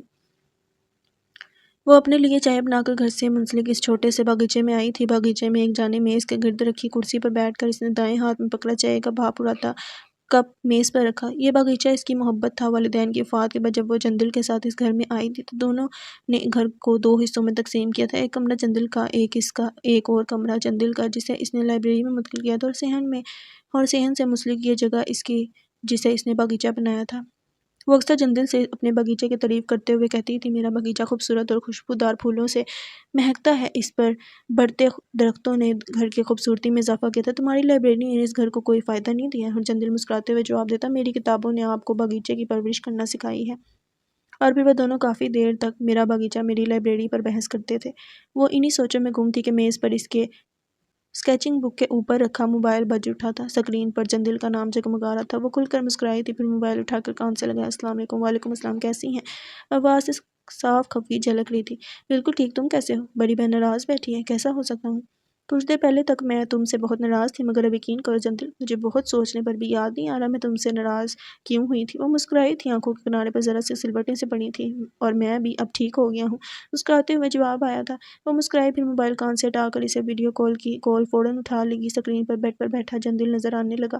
وہ جھک کر جوتوں کے تسمے کھول رہا تھا۔ موبائل اس کی سائڈ ٹیبل پر کھڑا کر کے رکھا ہوا تھا۔ جندل، یہ دیکھو میں نے پچھلے کچھ دنوں میں کیا کیا کیا ہے۔ وہ اسے متوجہ کرتی اپنی اسکیچنگ بک کھولنے لگی۔ ایک صفحے پر وہ رکی۔ جندل نے بغوری تصویر کو دیکھا۔ تصویر میں 2 بہن بھائی تھے، بھائی کے ہاتھ میں کتاب تھی، بہن کے ہاتھ میں پھول تھا۔ جندل یوسف زئی اور سعد یوسف زئی کا بچپن۔ وہ مسکرایا۔ سعد نے صفحہ پلٹا۔ ایک مرد اور عورت ایک نومولود بچہ گود میں لیے کھڑے تھے۔ ان کے چہرے کے خد و خال سے جندل لاکھوں میں انہیں پہچان سکتا تھا، امی، بابا، اور وہ رک گیا۔ سعد نے گہری سانس لی، اور ہمارا چھوٹا بھائی جندل۔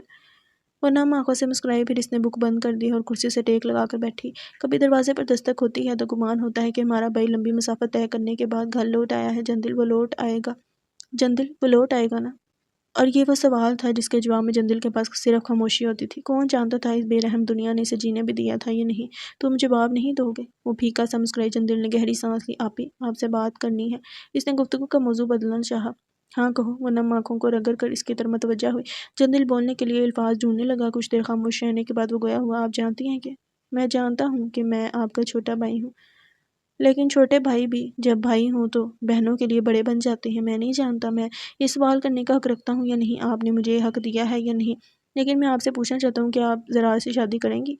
سعد نے رک کر اسے دیکھا تو البتہ وہ التجا بھری نگاہوں سے اسے دیکھ رہا تھا۔ وہ چند لمحے اسے دیکھتی رہی، پھر وہ کچھ کہنے ہی لگی تھی کہ جندل بول اٹھا، اگر آپ کو اعتراض ہے تو میں وجہ جاننا چاہتا ہوں۔ میں بہت مان سے کہہ رہا ہوں آپی، آپ مجھے اپنا ہمراز بنا سکتی ہیں، میں آپ کو مایوس نہیں کروں گا اور آپ کی ہر خواہش کا احترام کروں گا۔ کتنا مان تھا اس کے لہجے میں۔ سعد کو اپنا آپ بکھرتا محسوس ہوا۔ اس مان کو تو عرصہ ہوا وہ فراموش کر چکی تھی۔ تم نے مجھے مشکل میں ڈال دیا ہے جندل، اس کی آواز بھر آ گئی۔ میں نے آپ کی مشکل آسان کر دی ہے آپی، آپ کے ہر فیصلے کا احترام کروں گا، جیسا آپ کہیں گی ویسا ہی کروں گا۔ وہ نگاہیں پھیر گئی تھی، پھر اس نے برائی آواز میں کہا تھا، میں تمہیں سوچ کر بتاؤں گی۔ وہ کول کاٹ دی اور کول کاٹ دی۔ اشک جو نکلنے کو بےتاب تھے قطرہ قطرہ گالوں پر لڑکنے لگے تھے۔ اس نے نگاہ اٹھا کر آسمان کو دیکھا تو شفق پر حسن بکھیرتا آسمان اس پر سایہ کیے کھڑا تھا۔ خاموش، عرصے سے خاموش آسمان، اور اسی اثنا میں کسی کی بھاری آواز اس کی سماعت سے ٹکرائی تھی۔ وائے مشکلات کہ محبوبہ سعد تک رسائی کیوں کر ممکن ہو، کیونکہ اس کی راہ میں بلند و بالا پہاڑ اور ہلاکتوں کا ایک طویل سلسلہ حائل ہے۔ اسے یاد آیا تھا جب پہلی بار یہ شعر پڑھا گیا تھا تو اس نے یک بستہ موسم میں برف والا پانی اس اشعار چور کے سر پر انڈیل دیا تھا۔ شعر، اشعار چور اور یک بستہ موسم، جو سعد کے غصے کو جمانے میں ہمیشہ ناکام رہتا تھا۔ وقت ایسے بھی بازی پلٹ سکتا ہے، اس کے گمان میں بھی نہ تھا۔ زندگی یوں بھی بدل سکتی ہے، وہ سوچ بھی نہیں سکتا تھا۔ اس کی حالت اس انسان کی سی تھی جسے تحت السری سے اٹھا کر اور سریا کی طرف روانہ کر دیا گیا۔ وہ آنکھیں پھاڑے ایک ایک چیز کو دیکھ رہا تھا، ایک ایک لمحے کو چشم میں سمونا اسے اس وقت بے حد مشکل لگا تھا۔ نظریں کسی ایک منظر پر اٹھتی تھی تو وہ سانس روکے بنا پلکے جھپکے اسے دیکھے جاتا اور تب تک دیکھتا رہتا جب تک اس کی بیلہ بازی دور سے اسے آواز نہ لگاتی۔ وہ بھاگتا ہوا اس کے پاس پہنچتا اور یہاں ایک نیا حیران کن منظر اس کے سامنے ہوتا، پھر وہی کیفیت اور وہی بیلہ بازی کی پکار۔ عمارت کے مرکزی دروازے سے لے کر اندرونی حصے تک، اور اندرونی حصے سے یہاں کے باس کی آفس تک کا 15 سے 20 منٹ کا سفر اس نے آدھے پونے گھنٹے میں طے کیا تھا۔ جی آپ ٹھیک سمجھے، ہمارے بدر ورلڈ کلاس کمپنی میں پہلی بار داخل ہو رہے ہیں۔ اس نے بچپن سے اس عمارت کو سائیکل پر بیٹھ کر دور سے دیکھا تھا۔ آج یہاں کی باس کی بیٹی بیلہ بازی کے ہمراہ ایک بھائی کی حیثیت سے چلتے ہوئے وہ خود کو ساتویں آسمان پر محسوس کر رہا تھا۔ اس کے یہ احساسات حق پر تھے۔ Good evening ma'am. راہداری میں چلتے ہوئے والڈ کی سیکرٹری ملی۔ ایزابیلا رک گئی، وہ بھی رک گیا۔ واللہ، وہ ادنی سی ملازم بھی اس کے مالک مکان کی بیوی کی طرح اپنی عمر کا لحاظ کیے بنا فل ٹپ ٹاپ کھڑی تھی۔ بدر نے فوراً دل میں استغفر اللہ کا ورد کرتے ہوئے نظریں پھیری تھیں۔ اس کی تمام تر توجہ بس اس عمارت پر ہونی چاہیے تھی۔ بابا لہجہ اسپاٹ تھا، میم وہ جا چکے ہیں کسی اہم میٹنگ کے سلسلے میں، اور آپ کے لیے انہوں نے تاکید کی ہے کہ آپ آئیں تو آپ کو خیام سر کے پاس لے جایا جائے۔ وہ لڑکی کاروباری مسکراہٹ چہرے پر سجائے کہہ رہی تھی۔ ایزابیلا نے سر کو ذرا سی جنبش دی۔ ان کے آفس میں آپ کو لے چلتی ہوں، برائے مہربانی آئیں۔ وہ دونوں اس لڑکی کے پیچھے چل پڑے۔ ایزابیلا نے کسی احساس کے تحت گردن ترچھی کر کے بدر کو دیکھا۔ وہ سر جھکائے آنکھیں زور سے میچے زیر لب کچھ پڑھ رہا تھا۔ ایزابیلا اپنا کان تھوڑا قریب لائی تو استغفر اللہ کا مسلسل ورد اس کی سماعت سے ٹکرایا۔ وہ اپنی ہنسی روک نہیں پائی تھی، سامنے دیکھتے ہوئے دلکشی سے ہنس دی تھی۔ بدر نے بائیں آنکھ کھول کر اسے دیکھا۔ بدر تم بہت معصوم ہو، اس نے دل سے اعتراف کیا تھا۔ واللہ بیلہ بازی، مجھے ہرگز معلوم نہیں تھا کہ یہاں ایسی خاتون سے بھی واسطہ پڑے گا۔ وہ ہنوز آنکھیں میچے ہوئے تھا۔ ایزابیلا نے کھل کر مسکراتے ہوئے اسے دیکھا۔ تم تو یونیورسٹی بھی جاتے ہو؟ اوہ، وہاں بدر نہیں، بدر دی اندھا پڑتا ہے، کالا چشمہ لگا کر گھومتا ہوں، اس نے بے فکری سے شانے اچکائے۔ ایزابیلا نے حیرت سے منہ کھولے اسے دیکھا۔ واقعی؟ وہ بے حد حیران تھی۔ اور نہیں تو کیا، پہلے سیمسٹر کی میڈس کے بعد ہونے والے ایکسیڈنٹ میں عارضی طور پر اندھا نہ بنتا تو لڑکیوں نے نظر مار دینی تھی۔ شریف لڑکا ہوں، کوئی بھی لڑکی دل دے بیٹھتی۔ معصوم ہوں، اندھا ہوں، تبھی تو یونیورسٹی کی ہر لڑکی نے اپنا بھائی بنایا ہوا ہے۔ ایک بہن چائے کا کپ دلا دیتی ہے، دوسری بہن کلاس تک لے جاتی ہے، تیسری بہن اسائنمنٹ بنانے میں مدد کر دیتی ہے، چوتھی بہن لنچ بھی کروا دیتی ہے۔ مزے کی چل رہی ہے لائف، وہ مزے سے کہہ رہا تھا اور ایزابیلا آنکھیں پھاڑے سے دیکھ رہی تھی۔ کتنا چلاک تھا وہ۔ تم بہت تیز ہو بدر، ایک بات پر قائم رہیں بیلہ بازی۔ وہ شرارت سے مسکرایا تھا۔ وہ دونوں خیام کے آفس کے پاس پہنچ چکے تھے۔ ان کے آگے چلتی ہی لڑکی نے وہاں بیٹھے لڑکے سے خیام کے اندر موجودگی کی بابت پوچھا۔ سر کارخانے راؤنڈ پر گئے ہیں، کچھ ہی دیر ہوئی ہے، لیکن انہیں میم کی آمد کے بارے میں پتہ تو تھا۔ ہاں لیکن میم لیٹ ہو گئیں تو وہ چلے گئے۔ لڑکے نے کندھے اچکا دیے اور اس لڑکی کو اپنی شامت نظر آنے لگی۔ ایزابیلا سے کچھ کہتی تب بھی ڈانٹ سنتی اور خیام کے پاس جاتی تو الگ رسوائی ہوتی۔ I am so sorry ma'am, میں نے سر کو بتایا تھا لیکن وہ چلے گئے۔ آپ بس 2 منٹ انتظار کریں، ہم انہیں ابھی آپ کی آمد کی اطلاع دیتے ہیں۔ Just wait for 2 minutes. اس نے منت کی تھی۔ ایزابیلا نے گردن ترچھی کیے اسے دیکھا۔ بدر تم اندر آفس میں انتظار کرو، میں آتی ہوں، بدر کو کہتی پلٹ گئی۔ میم رکیں، وہ لڑکی اس سے روکتی رہ گئی، وہ اسے نظر انداز کرتی کارخانے کی طرف بڑھی تھی۔ کارخانہ اسی عمارت کی پچھلی جانب تھا اور کافی فاصلے پر تھا۔ وہ تقریباً 15 منٹ بعد کارخانے میں قیام کا مقام معلوم کر کے اس آفس جیسے کمرے کے باہر کھڑی دروازے پر دستک دے رہی تھی، جہاں وہ پایا جاتا تھا۔ مثبت جواب ملنے پر وہ اندر آ گئی۔ یہ ایک درمیانے سائز کا کمرہ تھا اور کارخانے سے بالکل الگ تھلگ سا تھا۔ چاروں طرف بڑے بڑے آئینے لگے ہوئے تھے کہ بآسانی ہر زاویے سے کمرے کا جائزہ لیا جا سکے۔ ایک طرف میز تھی جس پر تازہ تازہ پھول رکھے ہوئے تھے۔ پھولوں کی مہک سے کمرے کا ماحول مسرور کر دینے والا ہو رہا تھا۔ کمرے کے بالکل درمیان میں آتش دان کی طرح چھوٹی سی جگہ بنی ہوئی تھی جہاں آگ کے شعلے بلند ہو رہے تھے۔ ان شعلوں کے پاس وہ کھڑا تھا خیام حنفی، ہاتھوں پر موٹے دستانے چرائے وہ لوہے کی روڈ سے سلیکون کے مرکب کو شعلوں کے درمیان لیے کھڑا تھا۔ اس کی آہٹ پر بھی ہنوز اپنے کام میں مشغول رہا۔ وہ گرم سلیکون لیے پلٹا اور اب ایک لوہے کے اوزار سے کچھ اس انداز سے گرایا کہ وہ ایک گلدان کے قالب میں ڈھل گیا۔ اس نے اس گلدان کو ذرا فاصلے پر آگ کے ہلکے سے انگاروں پر رکھ دیا جو ایک چھوٹے سے ڈربے کسی جگہ پر جل رہے تھے۔ وہ اپنا کام مکمل کر کے پلٹا اور ایک نگاہ اس پر ڈالی۔ Good evening madam. وہ اپنے دستانے اتار رہا تھا۔ ایزابیلا نے اس کے ہاتھوں کو دیکھا جو آگ کی وجہ سے آگ جیسے لال ہو رہے تھے۔ وہ اب دستانے ایک طرف رکھتا کمرے سے منسلک واش روم کی طرف بڑھا۔ کچھ دیر بعد وہ واپس آیا تو ہاتھ اور چہرہ بھیگا ہوا تھا۔ نیم سیاہ بالوں سے پانی کی بوندیں ٹپک رہی تھیں۔ وہ میز کے گرد رکھی کرسی کھینچ کر اس پر بیٹھا اور میز پر رکھے جگ سے پانی گلاس میں انڈیلنے لگا۔ کھڑی رہیں گی؟ وہ مخاطب اس سے ہی تھا لیکن متوجہ جگ سے گلاس میں گرتے پانی کی طرف تھا۔ اس جدید زمانے میں جہاں اس کمرے سے باہر ہزاروں مشینیں خود ہی ایک آگ سے کھیلنے کا کام کرتی ہیں تو آپ کیوں قدیم دور کے اس طریقے کو اپنائے ہوئے ہیں؟ اس نے کے سوال کو یکساں نظر انداز کر کے سوال کے بدلے سوال پوچھا تھا۔ قدیم دور میں جینے والے قدیم طریقے ہی اپناتے ہیں۔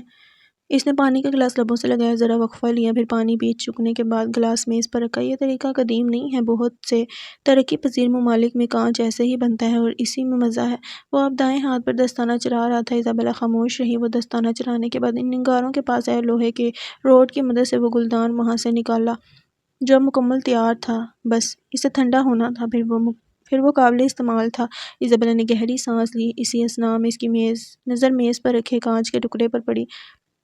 آرا ترچھا کٹا یہ کانچ کا ٹکڑا، اندھیری رات میں چاند کی روشنی میں چمکتا وہ کانچ کا ٹکڑا، دونوں بے حد مماثلت رکھتے تھے۔ کسی کا قاتل بن سکتا ہے؟ وہ بظاہر بہت معمولی سے انداز میں پوچھ رہی تھی، جبکہ اندرون دل وہ بہت سے وہمات کا شکار تھی۔ کیا ہوا اگر ضیاء ٹھیک ہو؟ قیام واقعی اچھا انسان نہ ہو؟ بالکل۔ شارک کا مقام متعین کریں اور بہت آرام سے کانچ پھیر دیں۔ آپ کے ہاتھ نہ کپکپائیں اور پلک نہ جھپکنے پائے۔ وہ بہت آرام سے کہتا واپس کرسی پر بیٹھ رہا تھا۔ ایزابیلا چپ چاپ اسے دیکھے گی۔ کبھی تجربہ ہوا؟ اس نے جانے کیوں یہ سوال پوچھا تھا، یہ جانتے ہوئے بھی کہ سچ کچھ بھی ہو جواب منفی ہی آنا تھا۔ قیام نے ترچھی نگاہوں سے اسے دیکھا، گویا اس کے سوال کے پیچھے مقصد سمجھنے کی کوشش کی تھی۔ کرنا چاہوں گا۔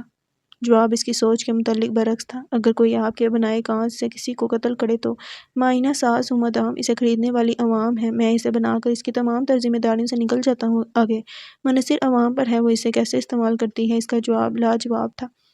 وہ خاموش رہی تھی۔ دل و دماغ میں عجیب جنگ سے چھڑ گئی تھی۔ تشنگی تھی اور بس تشنگی تھی سچ کو تلاشنے کی، اور سچ وہ جلد سامنے نہیں آتا۔ 7 پردوں کو چاک کرنے کے لیے جان لگانی پڑتی ہے۔